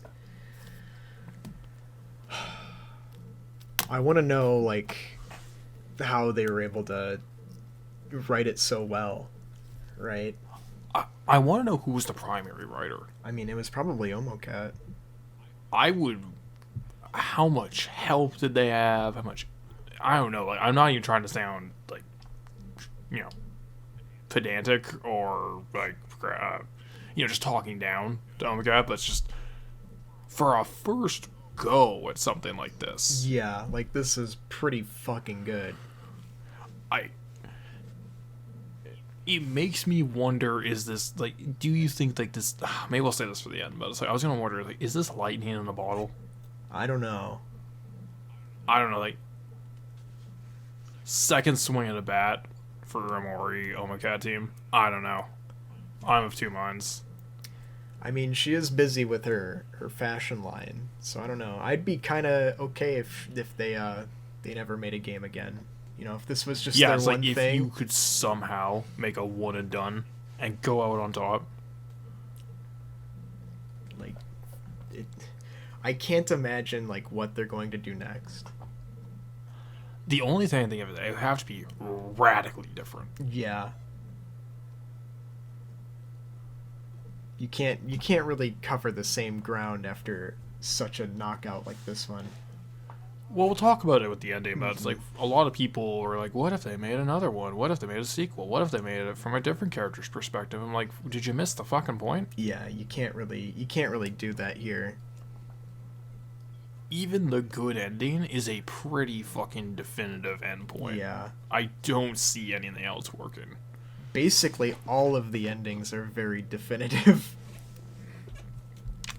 I mean, the only one that isn't definitive is, like, I guess neutral plus, but even then, it's like you just be retreading at that point. Yeah. Like, he's, at that point, you've just sort of left, and that's all there is.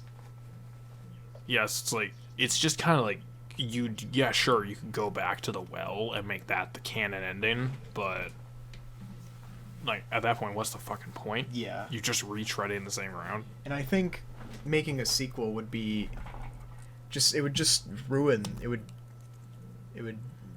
whole game.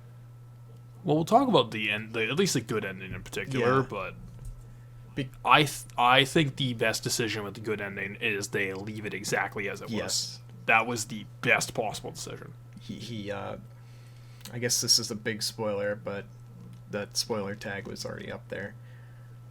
But the game ends with Sonny admitting to his friends what really happened that day. And it's left ambiguous whether or not they accepted what he said or if they didn't, you know? Yeah, it's like it is. Their reactions are completely off the table, and if the team is smart, they will not listen to fan demand, and they will never, ever, ever follow this up. Yes.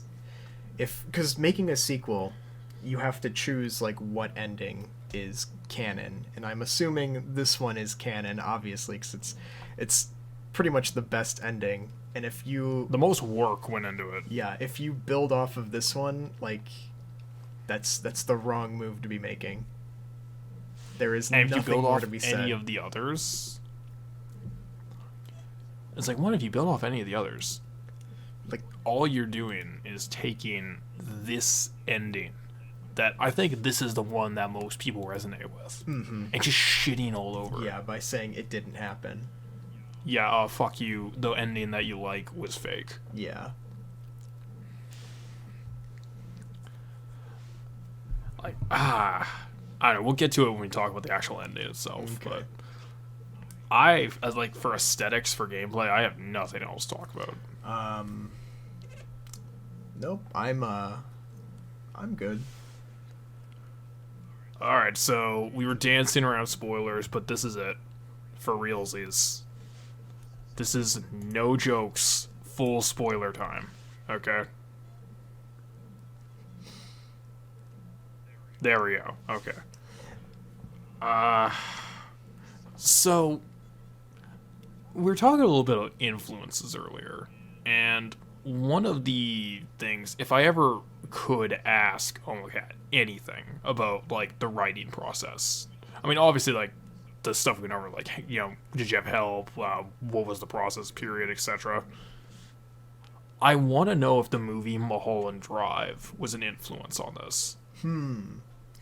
Because, all right, have you seen Mulholland Drive? Nope. Well, one, good movie, but Mulholland Drive is very similar to this in a lot of premise. And without getting into specifics, like the gist of Mulholland Drive is basically it's like someone's escapist fantasy life in Hollywood and contrasting that with what's actually going on. Okay. It is very, very interesting. And I would like to know how much of, if at all, that movie was an influence on this. Because the premise is so similar. And I've never seen it done in a similar way outside of these two examples. I don't know. I think she mentioned that it's partly based off of real life experiences. That's interesting. But that might just be Sonny's state of mind, not like actually what he did. Well, Obviously. yeah. I mean, that would be... Oh my god, that's that the would ultimate be a if I fucking did it. confession. The ultimate That O.J. is- Simpson if I did it. Could you fucking imagine? That would be insane. Oh, I delete this entire fucking episode from existence. I take it back. I was wrong. We have to go back. That would be insane. God. Oh, God, that's horrifying to think about now that I know other bits about, you know, I'm a cat. But, oh, no. I'm sure it's nothing. No, it's fine. No, it's bullshit. It's just a funny idea. But I think that it's like, we kind of talked about it earlier, but the headspace sections, they kind of line up with what's going on in the real world section in different ways. And I feel like a lot of people who kind of analyze only the real world sections are kind of missing the forest for the trees here. Yeah. like, okay, so the first real quest line, I guess, is the space boyfriend thing, where Space Boy is refusing to leave his bed and his home and grieving over the loss of a girl who he's only attached to in retrospect with music. Mm-hmm. Which is basically pretty fucking right on the nose with Sunny. Which, interestingly enough, there is that weird visual parallel between Space Boy and Sunny with the eye patch, and the eye that Sunny will eventually lose. Yeah. Which is this weird predestination shit, but also just his enraged sprite. Yeah. Yeah, I noticed that too. Which, well, one, it looks like Space Boy with the eyeball, but another thing too, it looks like Mary's hanging corpse. Mm-hmm. It looks like the something. Very interesting. You have Sweetheart, who's like living in her own constructed delusional fantasy world, rejecting any sort of challenge to it, surrounding herself with these made-up friends that she created. Yeah, it sounds a lot like his interaction with Aubrey. Yeah, it sounds almost like Sunny and Headspace and everything that you've been doing. I was thinking it sounds a lot like his interaction with Aubrey, because that happens afterwards. See, I was thinking that too. But it also happens the same way in the Hikikomori route. Which, granted, there has to be a parallel there, because Aubrey has pink hair, Sweetheart gets the pink hair. That's true, yeah. There's got to be some connection there. But yeah, your description is spot on. Sweetheart is living in her own version of Headspace, essentially. Yeah. Like, her castle, her setup, that's just Headspace. Mm-hmm. And it's just a smaller version of what Sunny has done with his world. And let's not forget, like, they have the 4 corpses of the party just in her basement, essentially. Oh, not just 4 of them. There's several. Oh, yeah, lined up on the walls, and some of them talk to you. There's, I think there's, like, 8?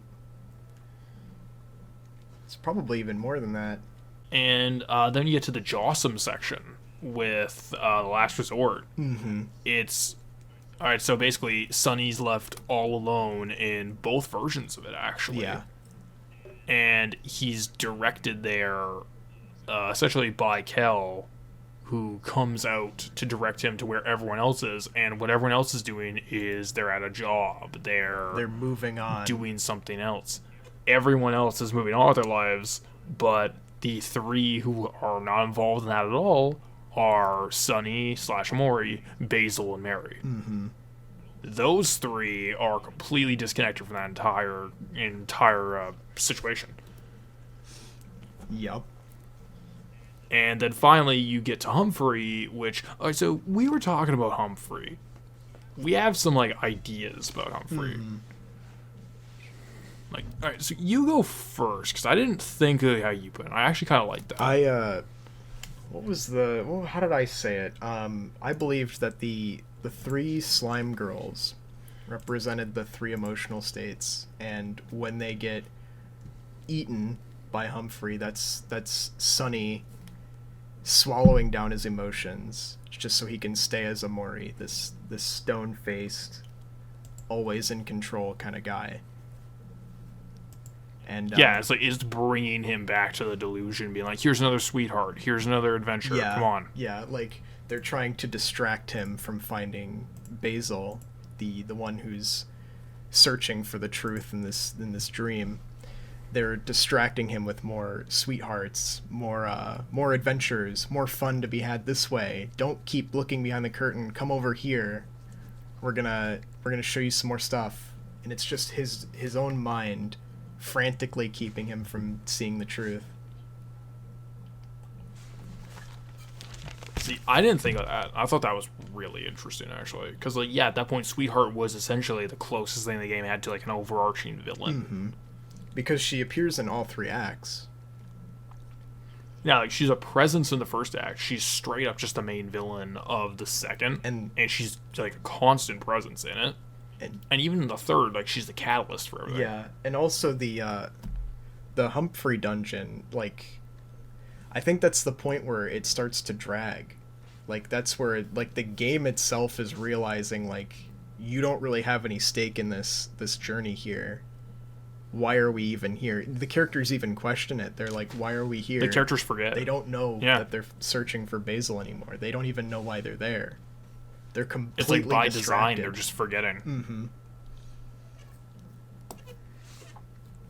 So what was yours? So mine was based on a single throwaway item that you get in the Hikikomori route, which Okay. is a childhood book that you get during the cleanup section, Oh where yeah. it's like Hungry Humphrey. So they clearly supposed to be like the Hungry Caterpillar, Yeah, yeah. but very young children's book. Mm-hmm. So Humphrey is basically part of the 3 important beings of Headspace. Yep. It's like the oldest, the wisest, and the favorite. And Humphrey is said to be the oldest. So that got me thinking, like, what if essentially Humphrey was the first memory? The first thing that he came up with. Yeah, like, oh, he read this book, and it was the first thing he started to imagine is this, hungry whale, hungry caterpillar kind of character. Mm-hmm. And as it is the oldest, and as his imagination over the years has just gotten more and more almost like cannibalistic on itself, it is swallowing him entirely. The way it's like it originally was just some child's story about hungry whale. Now it's just like cannibalizing him. It's symbolically It's almost. eating him and his other ideas. Yeah, so it's just like this, and because of like with the mouth, it's just this endless loop Yeah. of just being eaten. It's almost like this weird Ouroboros kind of situation. Mm-hmm. Oh man, I didn't think about it that way. Again, like this is purely going from like a single item and the idea of like Humphrey is the first thing essentially. So could be bullshit. I mean, Gonna put a big old could be bullshit. any kind of interpretation could be bullshit, unless we get There's a big old could be bullshit. unless we get an absolute confirmation from Omo Cat herself. Which one, that'd be kind of lame, but Yeah, I'd rather it be left ambiguous. which also kind of leads to what did you make of the other 2? The other 2, you mean The favorite and wisest. well, the favorite is the yellow cat who Yes. watches over neighbor's room. And the wisest is Abby, who's So what did you make of them specifically? well, the cat is the cat's weird because there's a playground decoration in the real world That's just the cat. that's just a cat. And then there's also Which I'm pretty sure is an FF7 reference, honestly. Is it now? Alright, 1 minute. I need to find the playground in FF7 Sector 7. I think it's 1 minute. So this is in the original and the remake, but Yeah, it might be. I'm pretty sure it's an FF7 reference. But since neighbor's room also represents the treehouse, there's the yellow cat calendar that watches over them. Yeah. And the if you check the calendar, it's got a couple things written on it, but there's one date that's circled, and it's the date of the recital, and it's just always watching over him. So that's pretty much exactly what I was gonna say. It's Like- like I think that's what the yellow cat's supposed to be. Yeah. It's just this. It's quite literally both this reflection of silly childhood stuff of the playground and this never leaving reminder of what happened. Yeah. It's just always there, always watching. It traces you with his eyes as you move. It's the favorite because it's the thing he misses most, I suppose. Well, it's the favorite because like it's basically where that is. Yeah. Is it's sort of showing everything that no longer is. It's a reminder like, with of that his trios. happier times. And it's always that looming reminder just over the corner, being like, eh, Mm-hmm. eh, not so fast, buddy. Remember that date? So, what do you make of Abby, the wisest? That's a tough one because you don't really see her for very, very long, and like there's not much known about her. Oh, I see here she's known as the wisest. I remember it said the wisest was trying to tell the dreamer something. The dreamer like being Sunny / Omori for anyone who didn't play the game but is for whatever reason listening. Mm-hmm. They were trying to tell him something, and because of that information, they got sent to the deepest part of the abyss. Yeah, they were like sent you to the just sit abyss. here now, shithead. And the strange thing is she's called the wisest, but she speaks like very very childlike. Yeah, very broken, childish English. Mm-hmm. So here's a crackpot Okay. from my ass idea. What if Abby is Mary? Or at least, Abby is to Mary what the stranger shadow is to Basil. Huh. Where it's this separate version of them that is, if anything, more reflective of the truth, but it's locked away. So the same like in the Hickey Road, when you basically kill off / seal away Shadow Basil at the end. There's just this one last reminder, like this is the thing that tried to do this last time. Yeah, it's like this is because they mentioned like Mary used to do similar things and explore in Headspace, or at least this version. Yeah. But it got too close, and she now just sits on the blanket, Yeah, she's- where Basil sits at the very end too. Yep. That's the other important thing. Mary gets banished And to they the, never the leave. blanket, and then Basil's there too after he got too close to the truth. So what if Mary and her manifestation that got too close was the wisest and was the first one to say, "Hey, buddy, something ain't right here," and because of that, she's banished to the abyss and / black space, and Abby is essentially the new version of what Mary used to be. That would also make a lot of sense because remember what happened to Shadow Basil? He gets killed by Sunny, right? Oh wait, no. Yes. No, the real Basil gets killed in the Hikikomori route. In the true route, he kills Shadow Basil. He rescues. No, is it the other way around? No, the thing isn't it? It's the other way around because like in the true route, Omori kills real Basil. I know normal Basil gets killed, like straight up just like impaled. Yeah. I don't remember what happens to Shadow Basil. I think it's like, does he get consumed by the darkness or something? I'm fucking looking this shit up. I can't remember, and I didn't record it for my footage because I'm a genius. Oh no. I don't know. I guess like obviously I don't remember the specifics of the Hickey route, but the point is, I think essentially Abby is to Mary what that stranger throughout the game is to Basil. It's the one that flew too close to the sun. I was gonna say it's interesting because he kills Basil, but he can't bring himself to do it to Mary again. He can't do it again. Yeah. So it's just locked away in the lowest bottom corner. He couldn't bring himself to kill her again, so he sent her far away, where he would never be able to hear her. Yeah, and stole her wisdom. So, or because I remember it says something along the lines of he stole her wisdom. Mm-hmm. So it's like, yeah, she's never gonna be able to repeat it to him. Exactly. Could be bullshit, but that's sort of where I went with it. Yeah. Well, another thing too is like we keep going on about it, but I gotta say one thing about the game that's very surprising is it's not misery porn, Yeah. which is the biggest possible threat that you can have to games like this. It's got such like it's so bleak at times, but like it knows how to balance that. Yeah, it paces itself. It's just not like fucking relentless about it. It's a lot like Lisa in that sense, though. Lisa is more Lisa is very up and down. Like that game gets very wacky.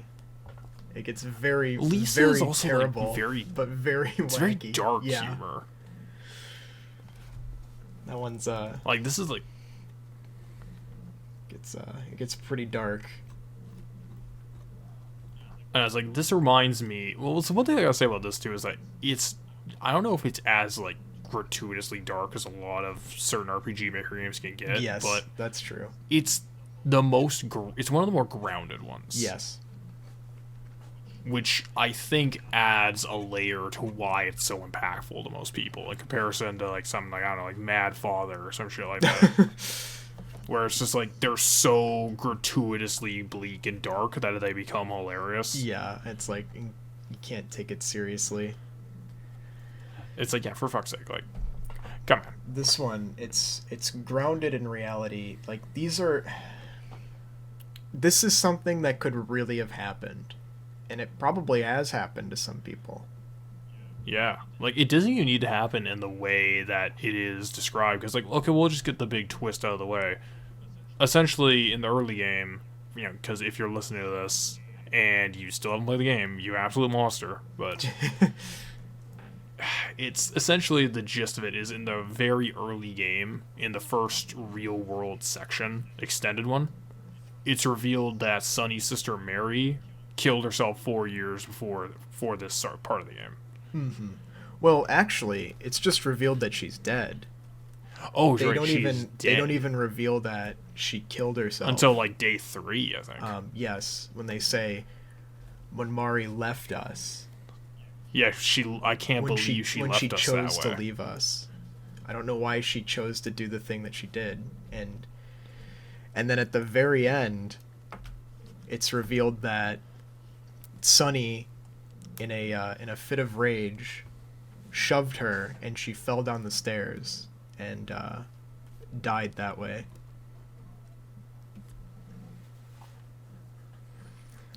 And that's not even it. Yeah, that's not even it's the end. because Basil showed up after, I guess, Sunny just... I'm not sure what he did specifically, but it's like he dragged her up to the room and put her in the bed, and it was like, just gonna wait this out. Yeah. Yeah, and he basically shuts down mentally at that point. And Basil's like, hold on, brother. I got an idea. Basil believes that there's no way that Sunny could have done something like this. He believes it was something behind him. And he says, we gotta do something that can make this all go away. Everything's gonna be okay. And they take her out back, and Basil ties a noose with a nearby jump rope, and they hang her up from the tree. God, very true detective. But... And Sunny looks back, and he sees her hanging there, and that's the source of his something. His monster. Which is, one, that's awesome, in a weird way. But another thing, too, is, like, what do you think Basil's something comes from, then? Because he has one, too. I spoke about this with Bob a little earlier. I mentioned that Basil can't believe that Sunny did something like this. He says, it was something behind you. I saw it. It pushed her. You couldn't have done this. And it's him, and his monster is a shape with a large grin with a lot of tentacles. But in the fight against Basil, in the true route, it's like it's consuming him, right? Yeah. And so my thought was, he's becoming consumed by this lie that his friend couldn't have possibly done this. He needs to believe that Sunny's a good person who would never hurt Mari, and he's just like completely swallowed up by this lie. Alright, so I saw like a webcomic that I'm gonna steal this entire interpretation from because I'm a fucking hack. But the idea I saw was essentially because he was at the bottom of the stairs when this happened. Oh yeah. So the gist of it is, with Sunny, his moment of intense regret was looking back, and that's why his something appears that way. Mm-hmm. Basil's was seeing the body and trying to connect the dots. And the body he's seen is Mary with her long black hair splayed out at the bottom. Oh, I see. Probably upside down with a big open mouth. Yeah, because just staring back. It looks somewhat afraid as well. It is like it's a very ambiguous emotion. Yeah. Like I don't know what to make of it. It's very it's a very specific face, and you should throw it up in the video here. Yeah, I'll throw up both versions, like the staircase and the actual Basil fight itself. Mm-hmm. Like just kind of like splice both of them in there. But is a very distinctive looking thing. And another thing too is that it's very interesting about the boss fight with, especially the staircase. Something is what's the perspective? That's true. Is it from the top and you're at the bottom, or is it upside down at the bottom and you're looking down on it? Mm-hmm. I don't know. Yeah, I'm looking at the pictures of the fight. Yeah, wow. Like, it really does. I really think that the tentacles reaching off, like, I really think that's meant to represent the hair. Yeah, it's just her corpse at the bottom staring back up at him, Mm-hmm. and eventually towards the end, the open mouth starts to consume him. It also kind of ties into, like, both of their somethings are based on Mary's corpse. Yeah. I don't know. Kind of cool. In a really fucked up way, what are you gonna do? It's it's very interesting to think about. Yeah, I'm trying to go through all of... Okay, so before we get into like specific character details, then the endings, and then kind of like ready to wrap it up from there. So, is the game all psychological horror? No. Nor is there a supernatural bent. Oh no. God damn it, no. Yeah, put up the Unsolved Mysteries theme song. I am Robert Stack. Here's Unsolved Omori Mysteries. This is Ghost Fuckers looking at Omori.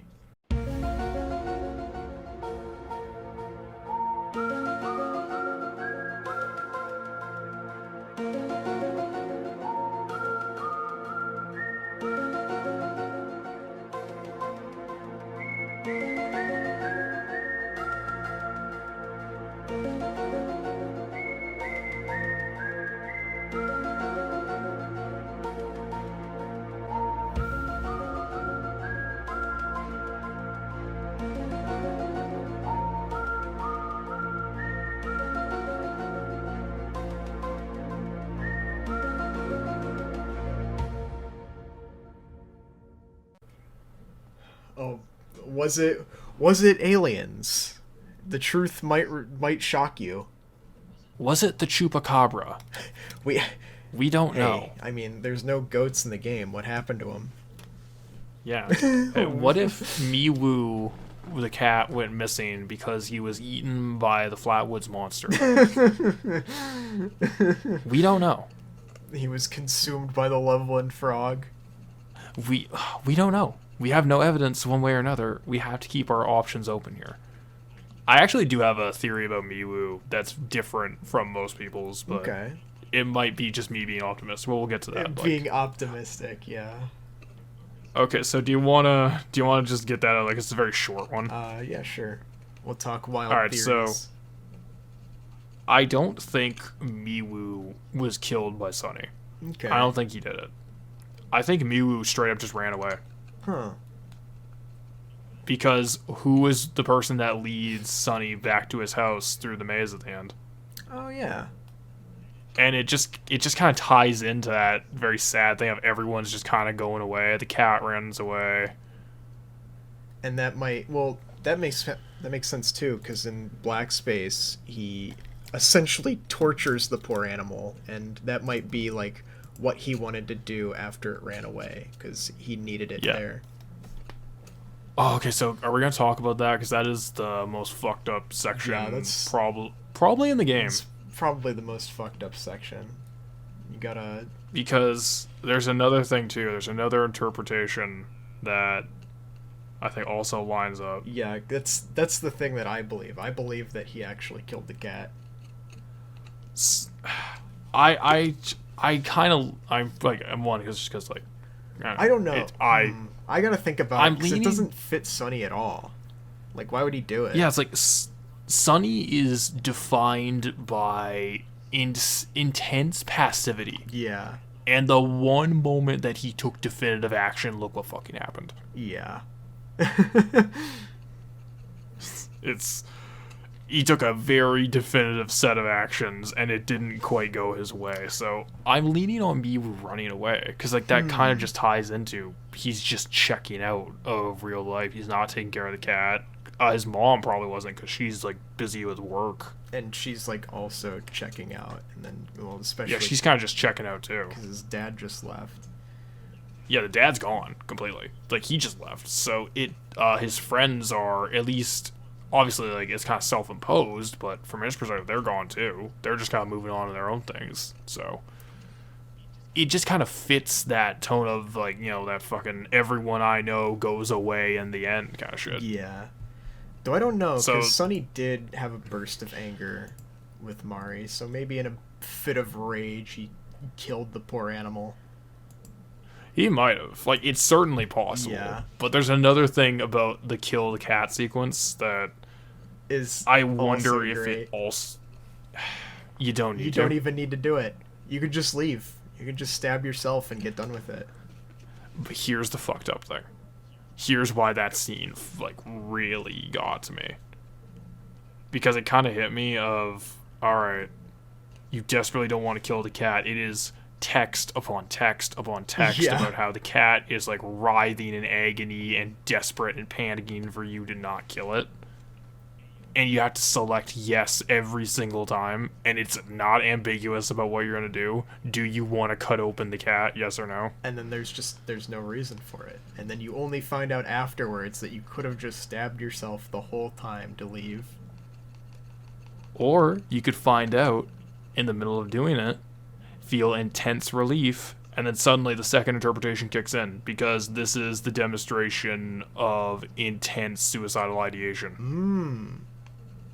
If I don't kill myself, I'm going to hurt others by being in their lives, therefore... That's good. It treats it, it's like, oh, it's a relief. Oh, thank God this option is present. It's like, Jesus Christ, that's dark. Yeah. And it totally lines up with everything else. That's good. That's good. I didn't even think about that. Huh. It could go either way. It's just like, I don't know, like...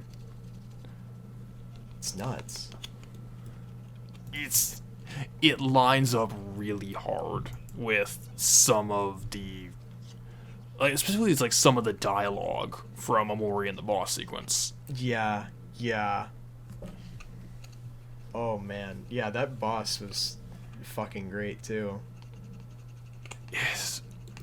God. Like... Alright, so we'll get to that with the end. Do you want to, like, do that now, or do you want to get to it, like, when we talk about just the ending period? I mean... Because... How, what are we going to talk about here? Like, what else do we need to discuss about this? Can we just move on? The supernatural. Oh, right. Yeah, continue with your theories. We'll come back to this one. Alright, put like a little bookmark into the final boss sequence, because that's part of why the ending is so good. But okay, they mentioned specifically on the phone from Sunny's mom that they shut off the power. Yes. How are you microwaving the steak? How are you playing on the computer? How are the fans working? Yeah, how do the lights come on in certain rooms? I mean, does he have a gas stove? How is Hiro cooking that one morning? Yeah, it's like that's a very strange. Like, I don't know if that's a mistake, because there's more from there too. Yeah, that's kind of weird. I was thinking about that too, because somebody mentioned when I was streaming it, like, there's no power. How is he cooking the steak? He just ate it cold. And I'm thinking, well, all these fans are on, you know. The computer works. Yeah, the computer works. The phone works. Yeah, like, how is the mom calling? Yeah, exactly. Or is she calling? This is the supernatural. This is the supernatural section. because we're gonna talk about it. All right, here's the crackpot idea. What if that wasn't a hallucination on night one? What if that literally is Mary's ghost? The one that knocks on the door? Yeah. And then she's the one who's also, like, fucking making the phones work, or not making, speaking through the phone, pretending to be mom? Maybe. Is she the one blowing the fans? And because you let the ghost in, that's what, in this route, lets you speak with Mary literally. Like, that transformed Mary is not an imaginary version talking to Sunny. That's literally her. Huh. I don't know if I like that. On top of that, too, who was playing the piano when Mary was doing it in, like, the third day morning? Oh, that's a good point, because, yeah, Hiro says, like... Hiro hears he's it. like, I heard some noise here. Was that you? Yeah, it's like, if I remember correctly, he says, I heard the piano. And building off of that, if you go to the graveyard, there's that crazy old guy who's like, the spirits are restless. Here's the thing. It's not even just him. It's the priest. The priest does it too. Yeah, he's like, I feel very uncomfortable. And it's like, one of you will join them shortly or something like that.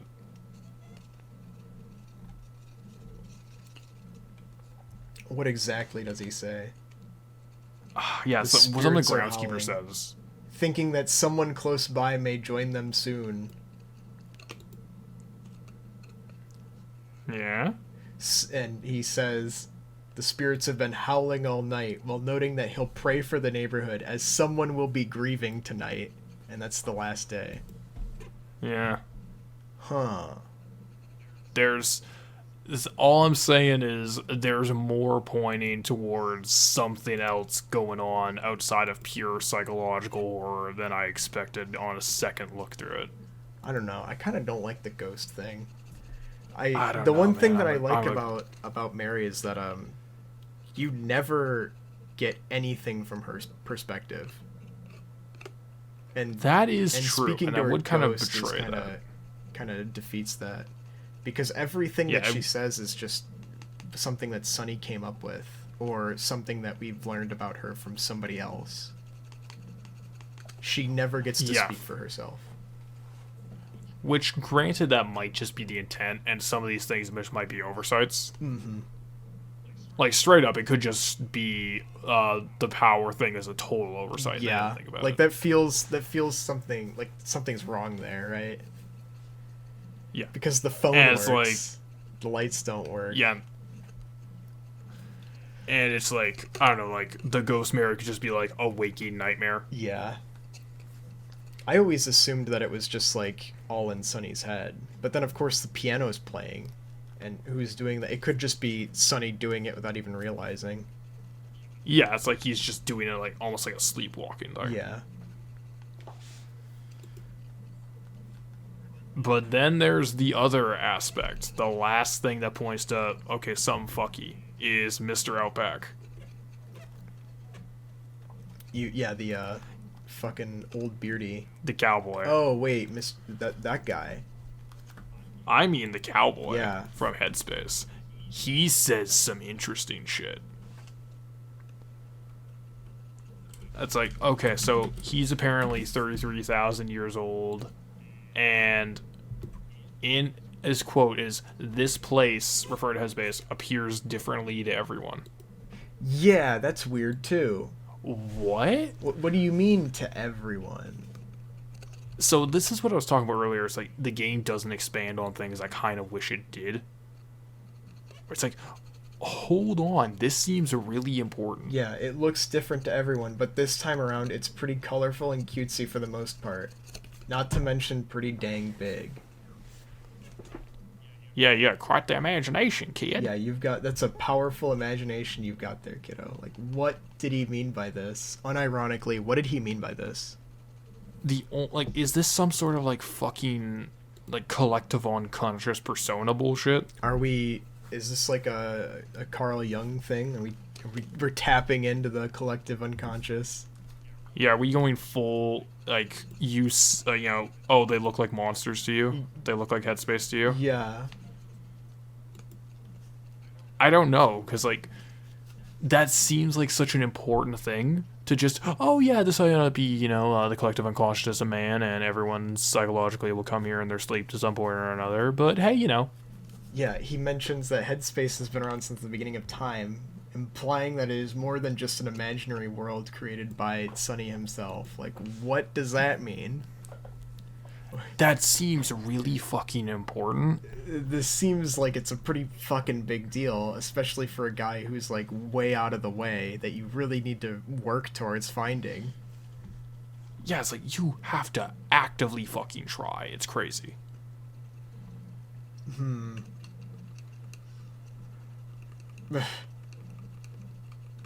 It's I mean, he even mentions Hangman. Like, what the fuck? It's a little too, like, come on. I wish they would expand on some of this other stuff. I don't know. That's crazy. Yeah, he's crazy. Unironically, what do they mean by this? I'm so baffled. What did he mean by this? I'm.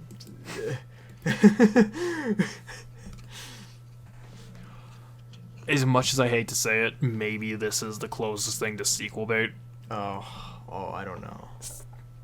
Because, think about it, you could do this exact premise of Headspace and have it be an entirely new cast. A new cast with a different problem. New cast, different situation, different everything. It's just the premise is the same. I don't know how I'd feel about that. Do you want to say that? Like, okay, do you want to do like sequel chalk now, or do you want to do it like after the ending? Yeah, we should just do it now. Let's just get this out of the way now. So there's a game that Omori kind of reminded me of, and I desperately hope it doesn't go down the same path as this Now franchise. Are you familiar with To the Moon? To the Moon. No, I haven't played it. Okay, so have you heard of it? Not really. Okay, so To the Moon was like the original RPG Maker Feels game. Oh, okay. It was like the first big one, like 2011, 2010. Wait a minute, let's look this up. Yeah, To the Moon video game. November 1st, 2011. Okay. So the gist of To the Moon is basically it's like a weird science fiction kind of Minority Report future. Okay. But instead of being police state surveillance, it's you can have these two shrinks who work for this sci-fi agency go into your memories, and for your dying wish, as you're basically on your deathbed, they can rearrange certain things for you so you can, quote-unquote, have experienced certain things in your life. Okay, so like they let you live out your bucket list when you're dying. Yeah, like, if you couldn't do it as you're going, here you go. Okay, that's pretty cool. It's a very, and you sort of get to, with this one dying man, whose his objective is, I want to go to the moon. I want to go to the moon. It's the only thing he'll accept. And you don't, because like by the time they get there, they're late, and he's already unresponsive. He's alive, but he's just not responding to anything. Oh, I see. So the only versions of him they can try to get any information out of are just like yesterday's memories before shit got really bad in this condition. Okay. So it's like they're trying to piece together, what does he mean I want to go to the moon? Is it literally just getting a rocket? Is it something different? There's very little gameplay. I say RPG Maker. It's basically a point-and-click adventure game. Oh, I see. But it's the first of these to be very clever with its writing, I felt. I actually really liked To the Moon. Huh. Okay, I'll check it out. I really like this game. You can get it for like $1 on sale. I think it's worth it. I really like it. Okay. It touches on some very interesting concepts I've never seen in another game besides literal schlock ever attempt. Huh. let's just say it has like more in common with Amy than you might expect. Amy? Yeah, our favorite game, certified classic, Amy. Fucking Amy? Alright. It has more in common with that than you would expect. Okay. I'll keep it in mind. So, obviously no spoilers for now, but the issue with To the Moon is that it was very successful at its time, and they made another one called Finding Paradise. Oh. And when you play Finding Paradise, it is just To the Moon again. Yeah. It is the exact same premise, and it does not hit as well the second time at all. Yeah, that's why I don't think they should make a sequel to this, because it's not going to be as good if they just do the same thing again. And it gets worse, because after Finding Paradise, this, like, last year, 2021, they released a third game. Oh, no. Called Imposter Factory. And for, like, the first hour, it looks like it's going to be radically different. And then it just becomes To the Moon 3. Oh. And it's like, you're just milking this exact formula, hoping it's going to work every time. That's frustrating. And that's the concern I can see with any sort of follow-up to Omori, is that this premise only works once. Yeah. Like, even if they continued with the Headspace deal, like with the old Mr. Outback, his explanation, like, it just wouldn't How work. much can you really do with it? Yeah. Even if you came up with a different issue for the characters to solve, like, it's just not going to be the same, because we already know what the story beats are going to be. We already know where it's going to go. Like, you can't just do it again. There's only so many times I can see horrible, traumatic past, desperately trying to forget about it, confront the evil of the past. There's only so many times I can see that narrative. Yeah. And dead horse, but, you know, obviously, mea culpa, whipped myself for mentioning it a second time today, but it's the problem the Silent Hill series ran into, is every single fucking game in the series tried to be 2. And they kept redoing the exact same premise over and over and over. Yeah. And every time it's like, why aren't I just playing the game that you're ripping off? They even brought back Pyramid Head. Yeah, they brought him back. It's like, Even though it makes why no don't I sense. just go play that game?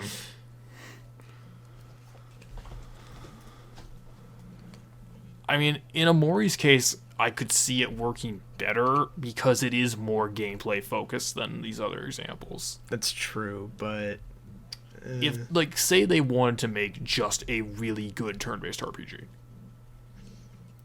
yeah. But it wouldn't work with Headspace. It would have to be like a completely fresh concept. They'd have to go... Well, the problem, too, is, like, if they do a sequel, they would have to confirm the Mr. Outback stuff. Yeah. And if they do that, you're getting into wild fucking territory. Yeah. Like, I could see it almost working if they did it less as a trauma simulator and more like every member of the real world party has their own fucking headspace, and for whatever reason they're linked like it's Nightmare on Elm Street Dream Warriors. Dream Warriors. You're the Dream Warriors, and you gotta No. go fight like Dream Freddy or some shit. I don't know. I don't know. It just wouldn't work. There's too many hurdles. Yeah. And there's too much that could go very, very wrong. Yeah. That's the big issue. Like, it's not gonna work. If it works, it's not gonna be as good, and if it doesn't work, it's really not gonna work.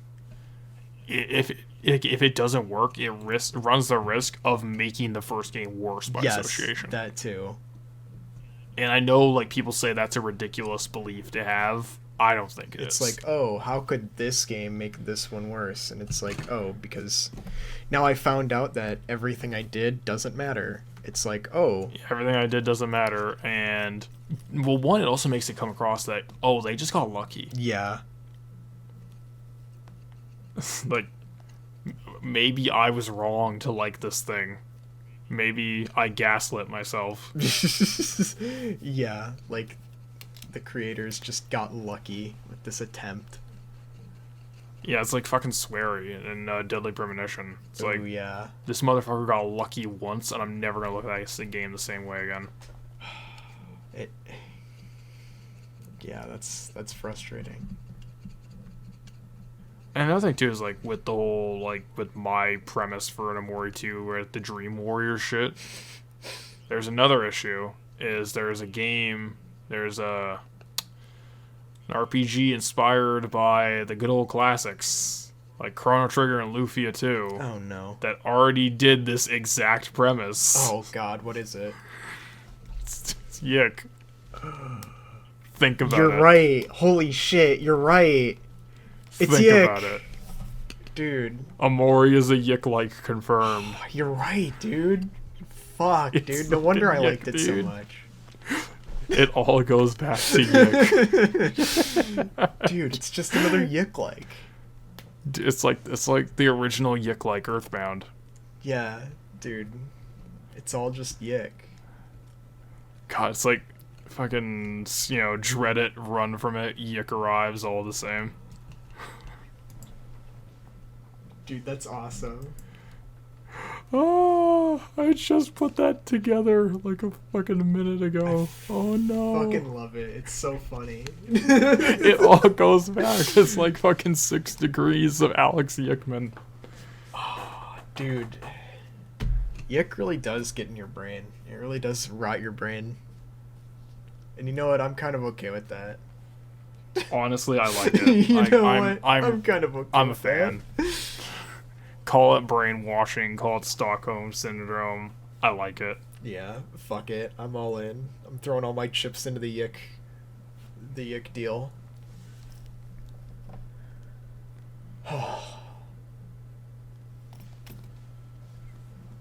That was unexpectededly funny. I was not. That was good. God, That was fucking good.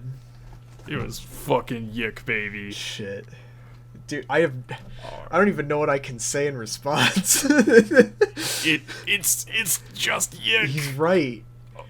Omori's a yick like. The man is correct. I can't. You can't prove me wrong. Anything more to say about Yick sequels and the Supernatural?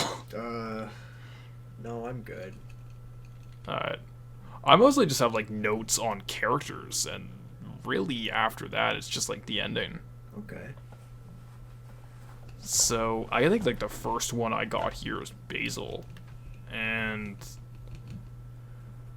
well, one is the question is, was staging Mary's suicide his idea? Because the in-game dialogue seems to imply that, but the photo text in the actual the files, it seems to imply like this was all Sonny's doing.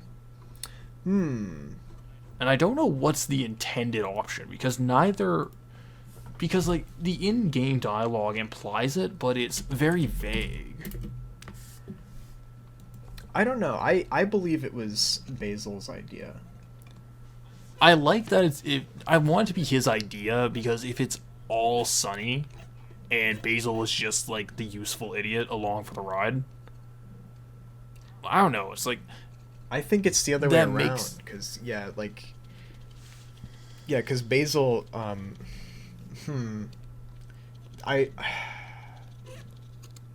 I remember that like Sonny is basically catatonic.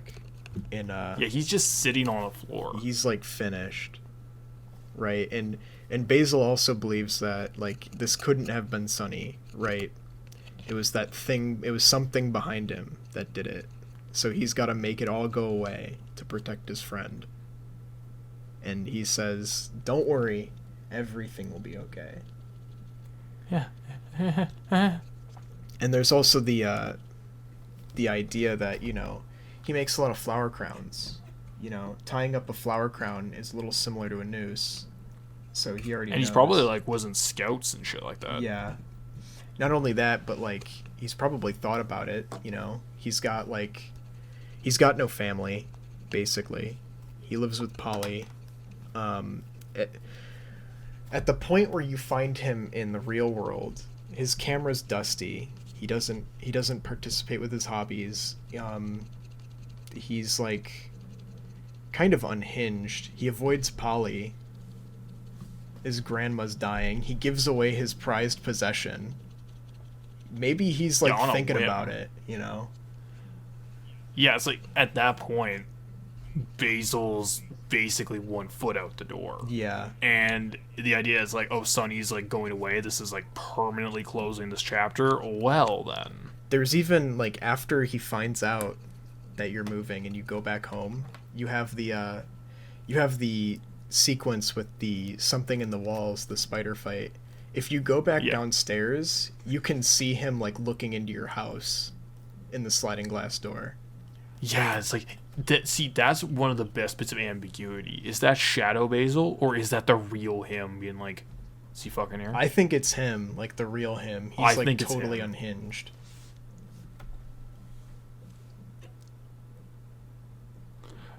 Yeah, because like look how that entire sequence ended, where it's like you turn around, it's in the bathroom. You go to comfort him after the dinner. Yeah, and it's something behind you. Can't you see it?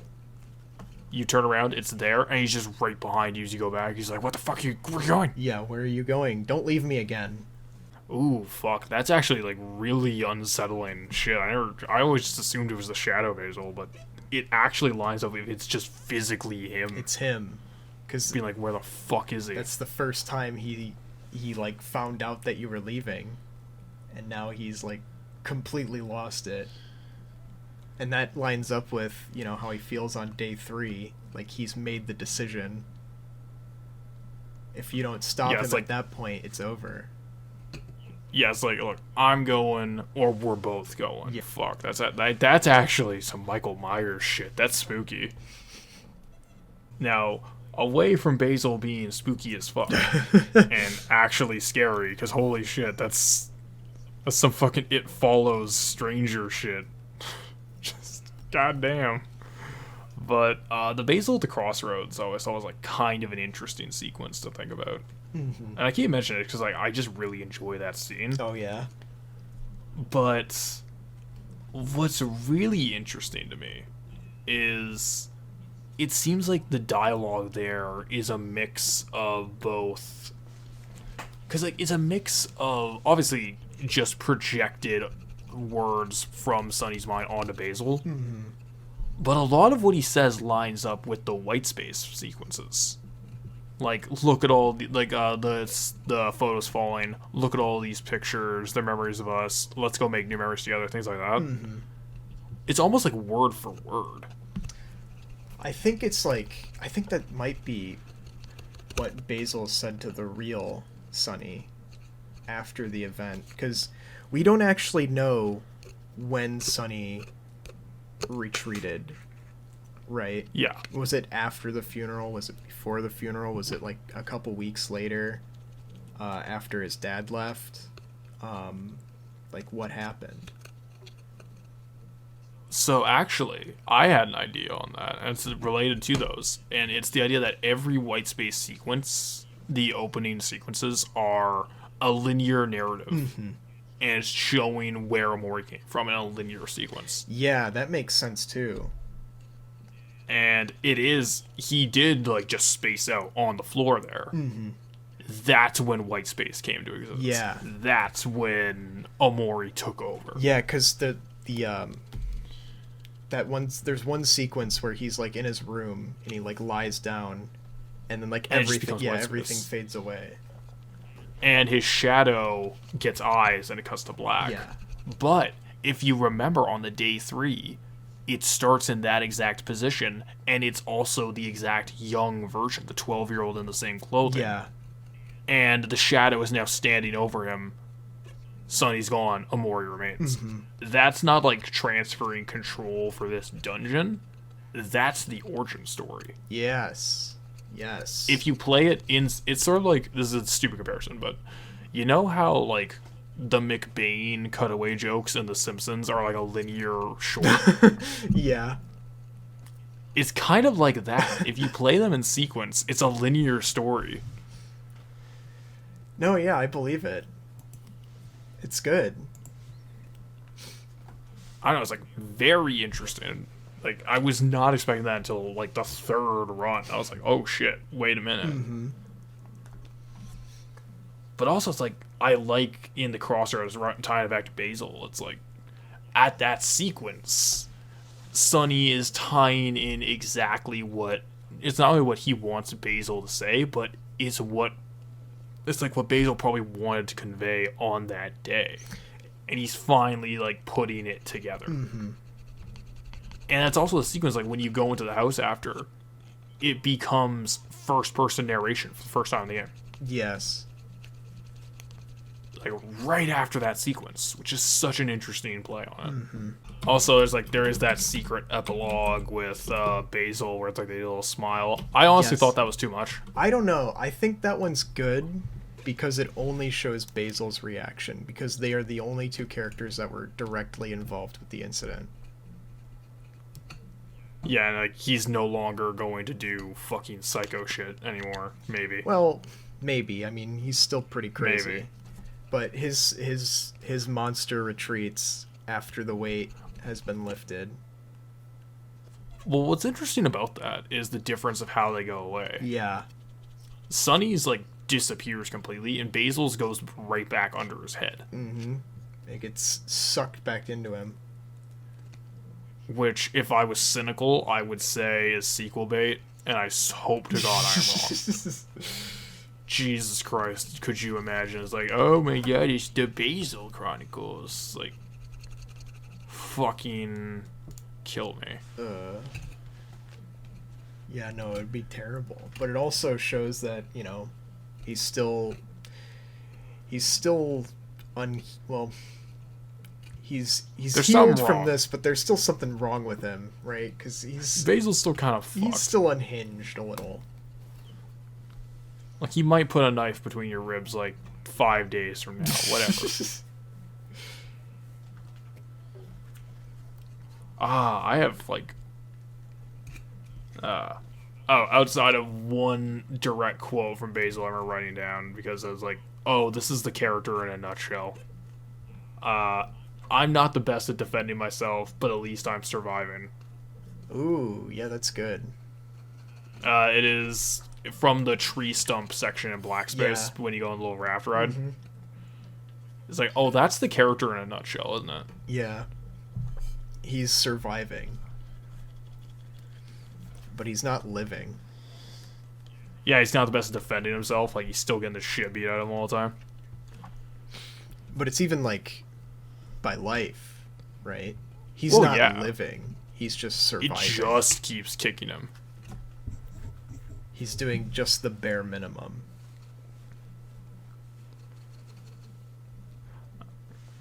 Yeah, so I think that's it for Basil. I think that's all I got there. Okay. So what's next? Alright, we got Kel, who we already talked a little bit about earlier with the pet rock thing, and how really interesting that's, like, a little detail in his character is. Yeah, because he's, like, super friendly with everybody, but he doesn't have a whole lot of close friends. He doesn't seem to have any friends. Yeah, like, everyone in town hates him. Well, like, I wouldn't say everybody hates him. Those kids, Aubrey's friends don't like him, but he's on good terms with everybody, but nobody really seems close with him. I mean, maybe there's that implication that he and the ocean girl might have something. Yeah, his neighbor, she knows him. They hang out. There's the jock that you can meet at the playground, and they know each other. They have a good conversation. But the jock was the interesting one to me. He seems to, like, hold everyone at a distance. He's friendly, but he won't let them get too close. Yeah, and it's almost like this weird Arrested Development thing where with the jock that he was actually, like, one he shared mutual interests with, but he just instantly is like, oh yeah, maybe another day. Kid I haven't spoken to in 4 years. He's carrying around a knife right now. Yeah, we're chilling. Yeah, we're just hanging out. He's my friend. Yeah. He's the one that matters. So it's like the way he just, like, drops everything. Almost like, in a weird way, he was desperately waiting for the day he could do so. Yeah. I mean, he was. He's been calling your house forever. Ever since it went on the market. And it's like, it just adds another thing too, is like in the actual fight sequences you get into when you're with Kel, what's interesting is like they almost exclusively attack him. Yes, they only attack Kel until he's down. I mean, it's because they have beef with him, but the interesting one is Aubrey in the church. She only attacks Kel until he's downed, even though Sunny just stabbed her earlier that afternoon. Yeah, it's like even there, it's like she doesn't have as much of an issue with Sunny. Yeah. Which, I mean, I don't know. It could just be because she hates him. She hates Kel for, like, moving on, essentially. Honestly, what if it's the opposite? What if it's like she hates Kel because he's the one thing that hasn't changed? Oh. Yeah, that's true. Like he's the same. Completely stayed the same. Like even in like the little bits we get in the headspace that kind of line up, there's a section where it kind of shows off Kel's character really, really early, where during the hide and seek section, where yeah, Kel will basically not let you he hides behind start the doing it tetherball alone. pole. Have you tried not going up to him Yeah, for the he's first like, thing? hey, I'm over here. Yeah, I'm over here. It'd be a shame if I was found. And it's like he goes out of his way to do that, and we see it like that's not just like a headspace exaggeration. That's in real life. 4 years down the line, Yeah, he's willing to drop everything at the drop of a hat. He's still waiting for you. He's still at your house, calling every day, asking if you're around. But he's not making any so new it's like, friends.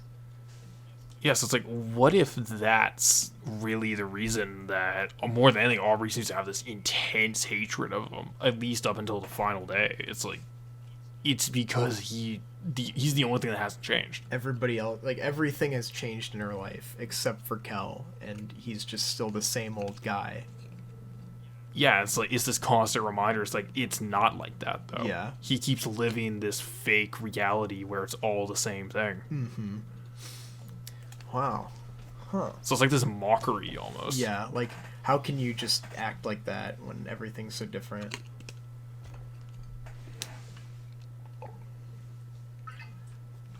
I mean, hell, he even kind of admits it, being like he just sort of bled into the background after everything went down. Like that sequence in the graveyard where he's talking about him and Hiro. Yeah, he gets into a fight with Hiro.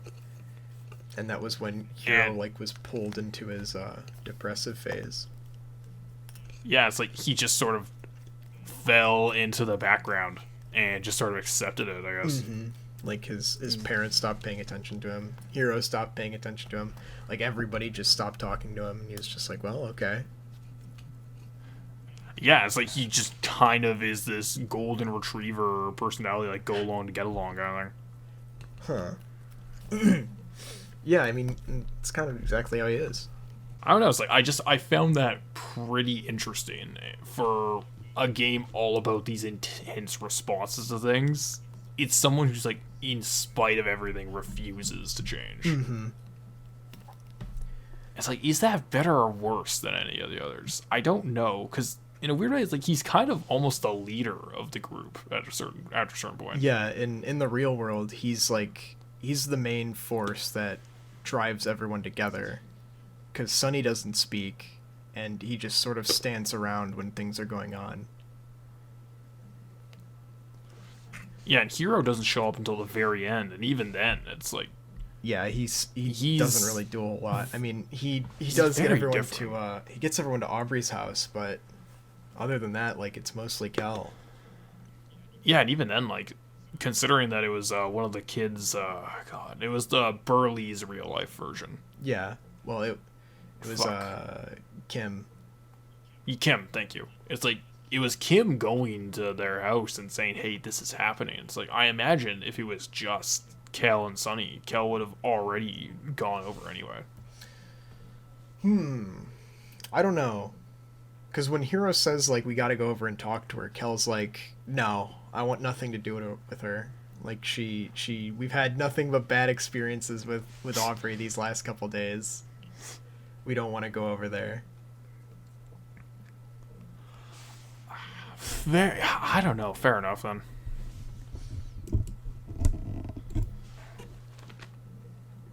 Yeah, he says that. But yeah, he's like the main guy. He's their leader, basically. Yeah, it's like he's really the instigator of basically everything. Actually, like, was he the reason? Like, yeah, he's actually the reason that anything really happened with Basil too. Yeah, because he steps in when Basil gets bullied. They walk him home. He agrees to find the photo album. He tells Basil that Sunny's moving. Like, he does everything with him. Yeah, like he's just kind of the instigator of basically everything. It's very interesting. Mm-hmm. And yeah, I don't really have much else to say on Kel specifically.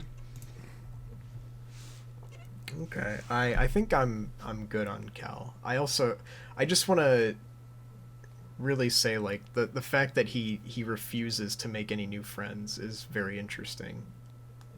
It's really kind of upsetting in a weird way. Yeah, like he's friendly with everyone, but he won't let himself make any new friends. Yeah, it's like it seems like so easily he could. Yeah, and that's the sad thing. But he doesn't want to, because last time he had a lot of good friends, it didn't work out. Yeah, look for what him. happened. Alright, so after that, who do I got on the notes here? Yeah, we got Aubrey. And she's the one who changes the most. She's the one who changed the most. It's like, her life was the most fucked by the whole thing in a weird way. Yeah.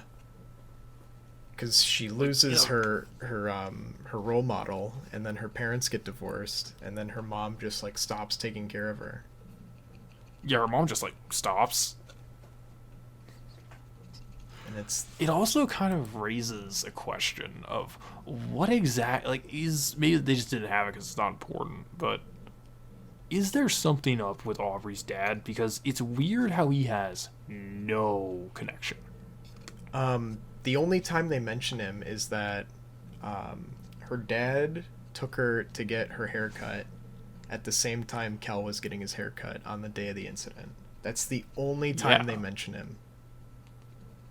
It's like he's such a non-entity, which is very strange. Well, that's one of the times. They mention in the church he's like, she hasn't been the same since her dad left. But we don't know how long ago that was. Yeah, it's like, how close to the incident was it? Did the incident have any sort of connection to it? Yeah. Is it just incidental and it doesn't actually matter overall? I think it's worse if it's just incidental, like it just happened, you know, because it's just all of these events lining up in the worst way. Yeah, it's like just out of nowhere. And there's just no connection. There's no indication that there's any connection between the two at that point. Mm-hmm. Which is like, I mean, maybe it's not as bad as if it happened when she was like really young, but she's still like 12. Yeah. Or like 12, 13. Like, we don't know exactly when, but in that kind of range. Mm-hmm. That's still like, that's a pretty little kid, all things considered. Yeah, yeah. And it's like, how long has their house been, like, fucking terrible? How long did it take to get like that? Yeah.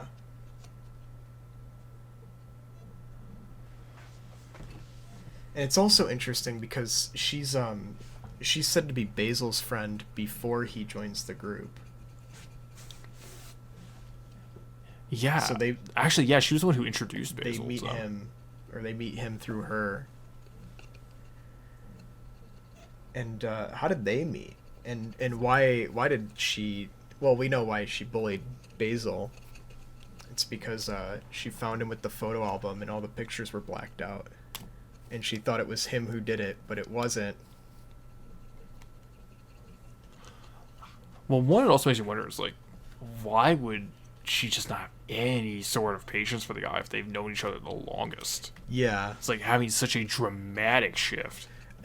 And the game says it's the well, she says it's because of the photos. He blacked out all the pictures of Mari. And she thinks it's him, so obviously that hatred goes to him. But it's like, not ask him? No, she tried to talk to him, and then he left. And that's when she looked in the photo album. And then she just left. But we don't know when that happened.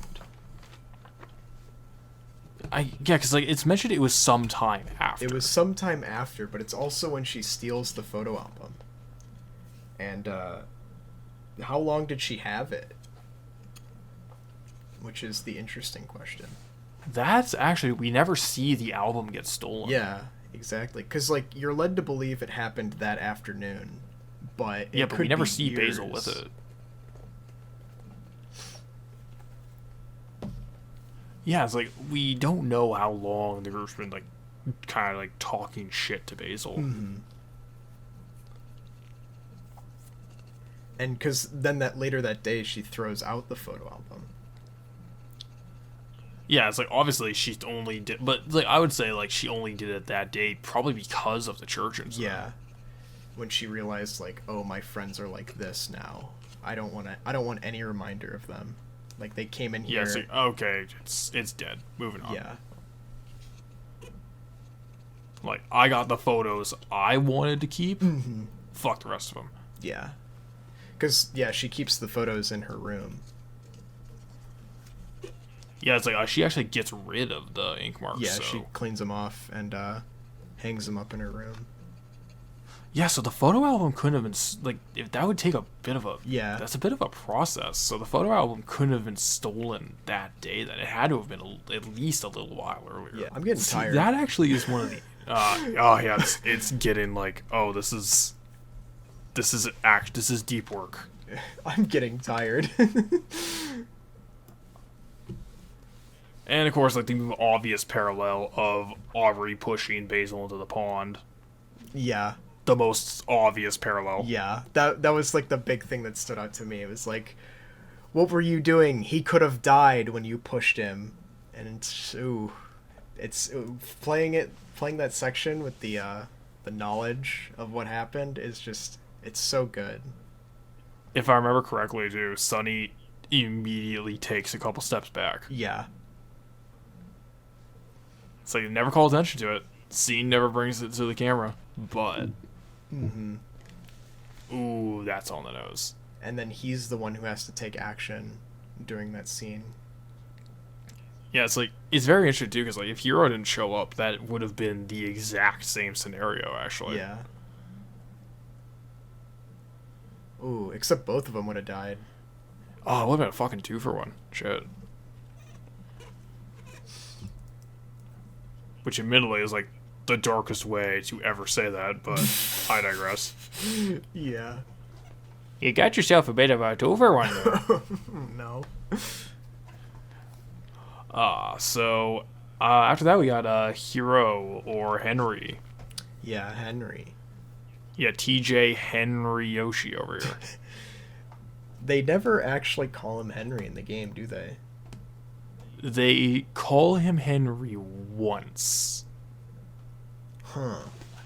I think it's like it's literally just Kel describing how he got the name. That's like, no, his name's Henry.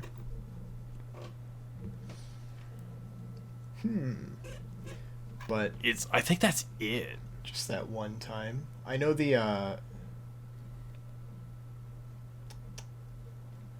games files call him Henry instead of Hero. Which is okay, that's interesting. I didn't know that.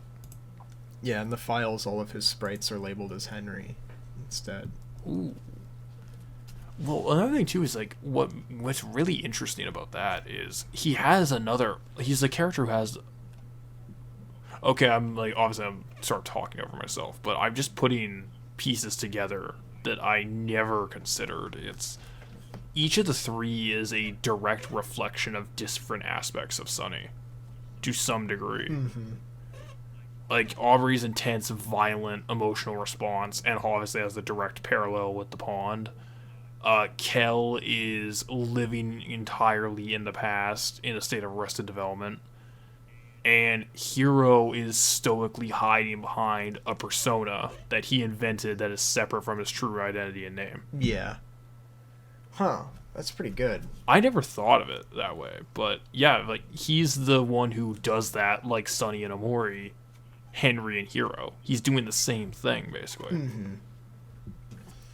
And he's the most. I guess he's the most stoic of the group too. He doesn't show his emotions very well. Even in his like emotional states, he changes the least. Yeah, like they're all very neutral expressions in all of his portraits. Mm-hmm. Yeah, like Sunny shows more emotion. Or sorry, Omori shows more emotions than he does. I would say even Sunny does. Yeah, Sunny does in his too. Like Sunny, when he's enraged, right, he's fucking pissed. You know, when he gets when he's mad. I mean, the only emotions he's allowed to feel are like sad and angry. That's all he can do in the real world. He is God, he's like fucking that picture of Mario. The only emotion I value is hate. Actually, all of the real world characters are incapable of feeling happy. I think except for Cal. Like they just cannot be inflicted with happy. Really? Yeah. I didn't know that. That's really interesting. And yeah, because like I guess at least to some degree, Kel has the least fucked life of any of them. I guess. It's like what a fucking race that is to the bottom. Yeah, he's the only one who gets a happy sprite. Shit, I never knew that. That's interesting. Everybody else, all they get is sad and angry. Another thing too is like even though we get he's more stoic than he used to be after leaving for college, we see that like he's worse emotionally in a lot of ways. Yeah, because he just blocks everything up. Like with a spider especially. Oh yeah, and he freezes up entirely. Yeah, it's like I don't know. There's a weird thing about that dude. He freezes up, but he demands to see the body. Like, show it to me. Yeah, it's pretty fucking weird. I don't know. It's like on top of that too. There's some great sequences with him that sort of spell it out. I said I think it's like everything from reuniting at Aubrey's place to the picnic at the funeral where he goes there for the first time. Yeah. Which, by the way, it's great that he just straight up refuses on day 2. It's like, not happening. Yeah, we're not doing this. He's like, I don't think I'm ready yet. It's like everything in that entire sequence is just fucking excellent. Also, it's like, it's kind of interesting. There's no happy ending to Hiro's story. No. Yeah, because his girlfriend is dead. His relationship with his brother was strained by that moment, and his best friend killed his girlfriend. Yeah, How does he come back from that? Yeah, it's just like and even the passion that his girlfriend wanted him to do. Yeah. Which is cooking. It's like, nah. Yeah, he doesn't feel that same passion towards it anymore.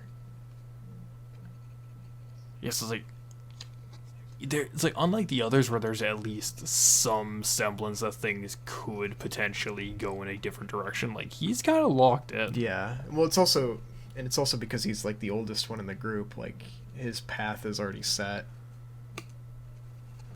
Yeah, which it makes one of those memory lane sections even worse, where it's like you can say follow and do the cooking, but it means nothing. Yeah, you can't change it. Because that ain't him. Yeah. It's just that memory. It's like it makes that sequence way worse because it happens right at the fucking end. Yeah. Oh. It's great though. Oh, it's excellent. Like, we'll talk more about it, but that memory lane sequence is fantastic. Anything else to say on Hero? No, I'm good. Alright, after that, it's really just the man himself. It's Sonny Omori. So, the real question is, why Omori? Okay, is it the piano? Is it the translations? I don't know. I think it's the piano. I think it has to be because of his color design is just piano keys. Yeah, it's black and white. And even his shorts, like, they have that like black and white stripe. Mm-hmm. So it has to be that. Another thing too is, like, I find it interesting how when Omori is trying to be an avatar for Sunny, he says nothing. When he gets some sort of autonomy, he never shuts the fuck up. Yeah, he never stops talking, and it's always just hate from him. Yeah, it's just the worst kind of shit. Another question. Here's another real question. How? Because, like, the first note here we already went over, which is, like, the white space transitions are basically the linear story of day of the push, immediate aftermath, creation of white space, and then Omori coming from that. Okay. But the real thing is, how many times has this sequence of events happened? Of go on an adventure, go with your headspace friends, get kind of fucky close to the truth. Oh no, pretend it didn't happen. Go back. I mean, it's definitely happened at least once, probably multiple times. So I took count, and I think it had to have happened at least 3 times for this. Okay, and why is that? Because in the Deep Well, there's a very interesting line where one of the voices in the core, I think it's either the Coral Reef section or the swim past Humphreys area, Okay. where it's like, how many times are you going to do this? The truth is always going to be found in a different area. Sometimes it's the lighthouse in the pier. Sometimes it's the library underground. And sometimes it's the farmhouse and another. Yeah, it's the Otherworld barn. So it's like those are very specific locations, and each of those locations before had some pivotal moment for the narrative up to that point. Yeah, yeah. And 2 of the 3 of those were transitions to back to white space, where you had to end the dream. Yeah, and that also makes sense with Mary seeing one, because she's the one who guides you through the lighthouse. Yeah, Mary's and you cannot access the lighthouse if you're doing the Hikikomori sequence. Mm-hmm. It's because she's locked the picnic blanket. Yeah, so it's like, I think it's got to be 3. Maybe more, obviously, who knows, but at least 3, but it's probably more. And I do like that there's always some sort of, like, there's almost like tells for it, which is really interesting. Yeah, yeah. I gotta say another thing too is, alright, so the silent protagonist is one of those topics that gets thrown around a lot with narrative design. I think this is one of the best uses of the silent protagonist I've ever seen. Yeah, because he's actually silent. Like, he's literally not saying anything. There's no, like, implied dialogue. Straight up, he's just not saying anything. Yeah, canonically does not say anything except for pizza time and the last line. Yeah. So another thing too is, like, it's a silent protagonist where it's not an avatar, which is very interesting. It's a way that this is why I've never understood people who look at this game and say the headspace sections provide nothing for the narrative. It's like, that is the character. This is everything about Sunny. Like, you can't ignore this. It's too important. Yeah, it's like, he doesn't talk because this is specifically the character. This is everything about him as an individual just laid bare. It's environmental storytelling 101, and the game does an excellent job of getting every idea of who this guy is across. Mm-hmm. Just with everything that happens in Headspace, that it explains him perfectly. And what's really interesting is, like, it almost lulls you in at first with that idea of false sense of security, blank slate avatar. Yeah. Where you can name him at first, and it's like, okay, he's just your guy. He's your avatar. Yeah, he's supposed to just be me, and then he's not. And you start to, like, put the pieces together, and on a second run especially, you'll notice from the very beginning this is very much just exploring the mind of one person and showing everything about them. Mm-hmm. It's not about you, it's about him. It's an unconventional way to tell a story like this, but it makes it interesting because it could only be a video game. Yeah. And that's, like, it's another reason why it wouldn't have worked as a webcomic. No, I'm glad they chose the medium they did. Yeah. This would not have worked as, like, a comic book or a graphic novel or whatever. It couldn't have worked that way. It might have been fine. It might have been good. Hell, it might have been good. It's just, it wouldn't have the impact or the power that the total what we have here does. It wouldn't have been as effective. It's also, like, I like how unconventional a protagonist that Sonny is. It's like, he's tiny, he's weak, Mm-hmm. he's largely passive until, like, the very, very end of the game. Yeah. It's like, he's so unconventional a lead character, and I really appreciate that. Well, because, like, think about it, too. It's like, it makes sense. He acted definitively once. Mm-hmm. Yeah, look where that went. The last time he did anything, it didn't work out. He did something, alright. It's like, even, like, transferring that to Omori, too, is very interesting. Because, like, even if he's more active, he's still very unconventional. Like, he's a quiet observer to all that happens. Mm-hmm. Still mostly kind of passive. And even as, like, he's depicted as this knife-toting destroyer of everything, motherfucker's, like, scared to climb a ladder. Yeah, he's afraid of a spider. Yeah, like, he's afraid of he his has, bathtub. like, these... Yeah, like, he has these same really minor insecurities that the real version does, despite this basically being, like, his Freddy Krueger dream world that he runs. Like, aside, from him being the most important person in this world, he's still too afraid to, he's afraid to step off the pier. He's afraid to go into the forest. Like, he's afraid to go up a ladder, not even the really tall one. It's just, like, fucking Kite Kid's ladder. Like, really?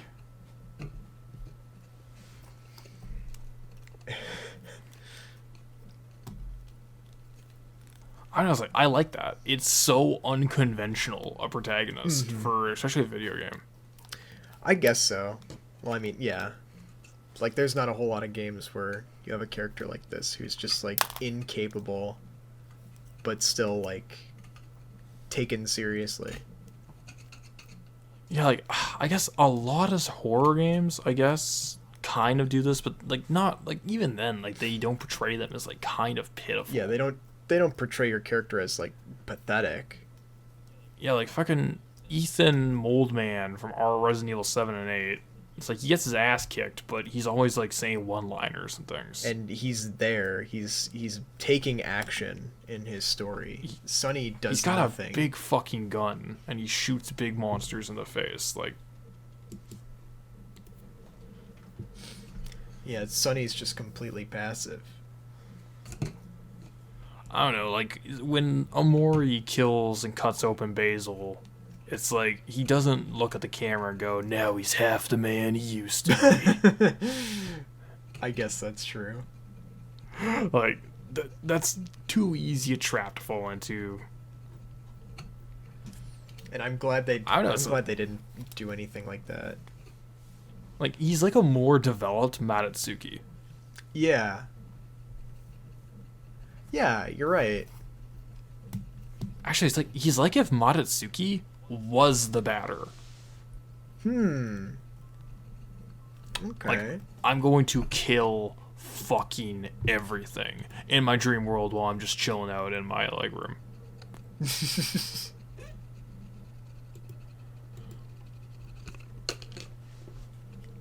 Yeah, so it's like maybe this is not as avant-garde, I guess, to like pull a big dumb word from my butt, as something like a Yume Nikki, which is it's the polar opposite end of these kind of games where it is all up to your interpretation. Yeah, there's no explanation given there.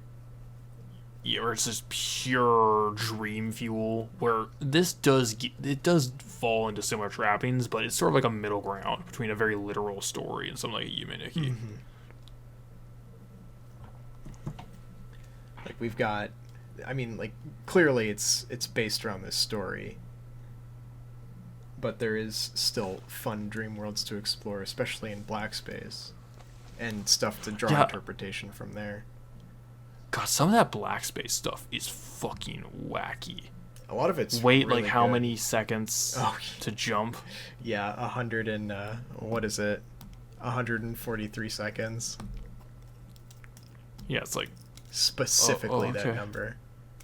Which keeps popping up again, and honestly, I'm gonna throw my hands up at that. Yeah, you don't know? It stands for the last thing that Mari said to him. I love you. Oh fuck! Oh god, that's actually pretty good. Because it's 1 letter for I, 4 for love, and 3 for you. Oh, that's pretty good. That's actually pretty fucked. Because the first something that you fight on the stairs, if you do nothing for 13 turns, it shoves you down the stairs and does exactly that amount of damage, and you get a game over. See, it's like, I suppose like if I was being like a really pedantic asshole and didn't know that, because that's like a way better explanation, I would have guessed like 1:43 in the afternoon was the time that he pushed her. I mean, maybe. Who knows? I don't know. It seems like the kind of thing. It's like if that was it, they'd have a clock or multiple clocks that just said. Well, they do 1:43. Yeah, because they do have the grandfather clock that they say has stopped working. Yeah, it's like they would have said like. Yeah, they would have said what time it was.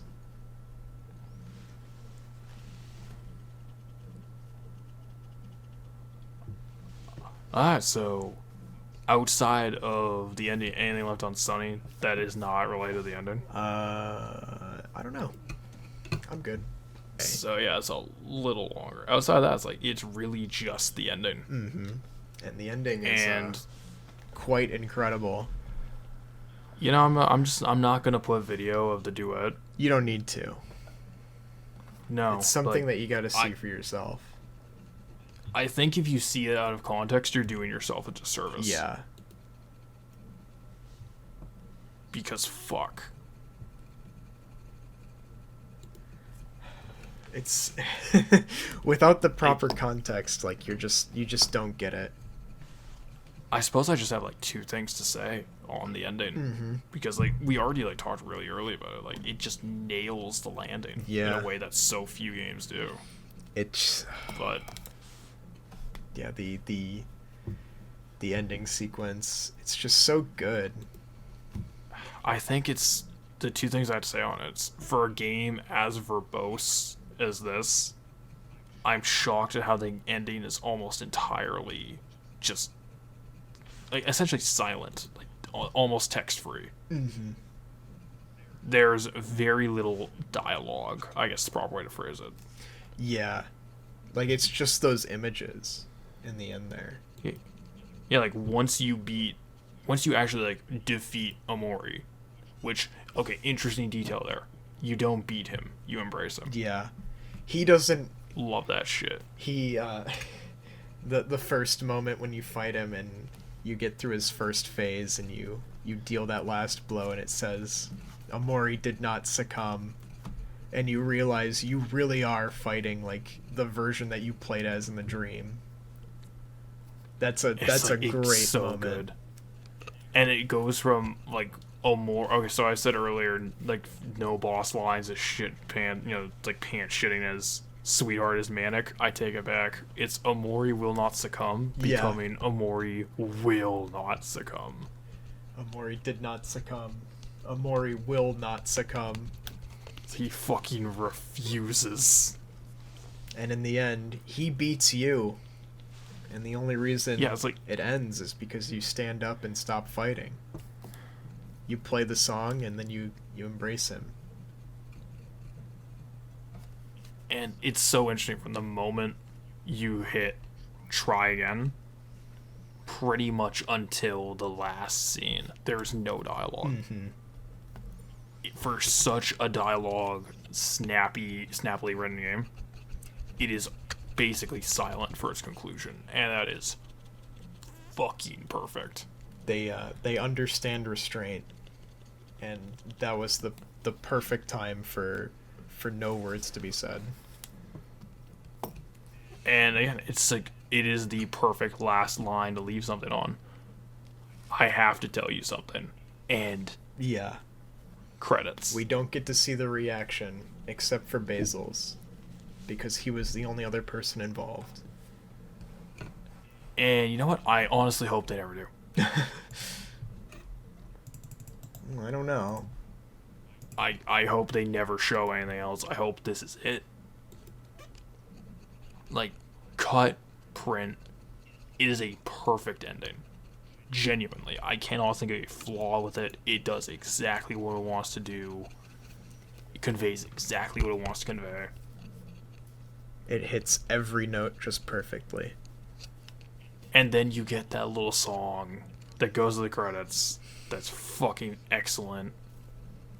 Yeah, that one's good.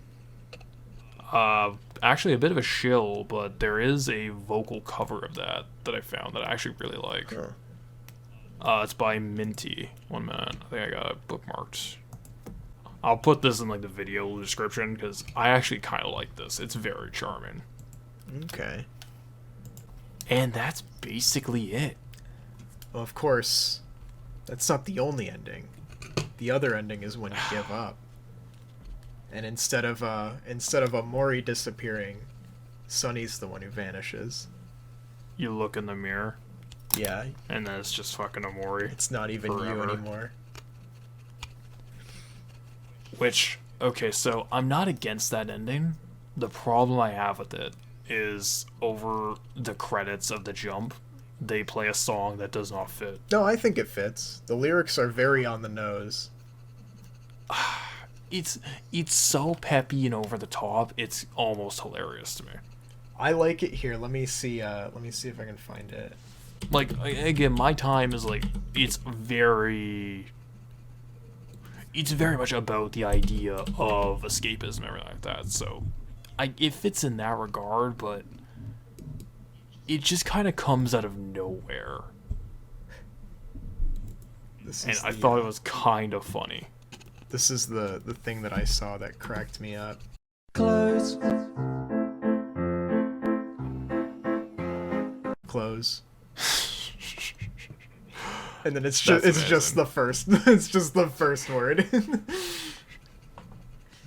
That's fucking great. And that's All right, I gotta link that. That's why I can't help but laugh whenever I hear this song, even though it's pretty good. It's a good song. It's just I think for that sequence I would have had silence. I don't know. I feel like the silence would have been too much.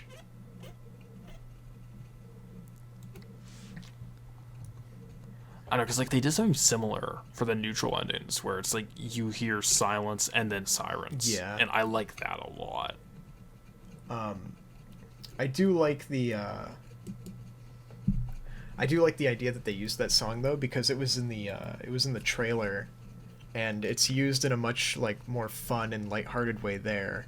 And then when you finally get to see it in the game, it's like, oh, this is the song that I was like excited to hear, and this is the context, and it recontextualizes all of the lyrics, and it's fucking great. Okay, I didn't know that. That's pretty good. That's clever. It's pretty good. But yeah, like that's kind of everything. Yeah, I don't really have much to say. Yeah, like outside of that, like this was a fucking joy to play and then revisit, and just like shoot the shit about. It's just a good game. Go check it out. It is highly fucking recommended. Absolutely recommended. Certified classic. Is this the best game that we've covered? I would say yes. This is the best game we've covered. Future classic right here. Check it out. I think this is actually might be the reason why it was kind of hard to go back to FF4 and 5. Yes. If I'm being blunt. This is exactly why it was hard for me to play Final Fantasy, because it's gonna be hard to find a game that hits all the notes that this one does, especially a Final Fantasy game, of course, because you know they're not that good. No, you just gotta play 6, okay? And when you actually play 7, you're gonna have a great time. I told you FF8's gonna be amazing, and you know, then 9. And where are you going? I don't know. Why are you running away? I don't know. Look, all I said is like it just Final Fantasy starts with Final Fantasy 12, okay? 12. I heard 12 sucks. Why are you running away? We'll see. So that's the real question.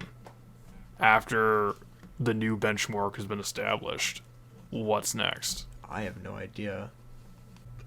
I have an easy one that we could do like anytime, Okay. and we could fire this shit out. All right, I'm interested. What if we did Chrono Trigger? Oh, okay. All right, I'm down for that. Yeah, like I think Chrono Trigger's just easy. Yeah. It's a short ass game. We can run through it. It would be fun to go back. And someone that I know said you can just spam auto attack and beat everything just fine. Yeah. We could just beat the whole game without thinking about it. Yeah, exactly. That'll be fun. Yeah, so that's like, I guess, stay tuned. Next episode. We're going back, baby. We're going back in time, and then in the future, and then the really far and future. The way future. Yeah, and then also like the way past, Oh, yeah. which, you know, It's going back to caveman times.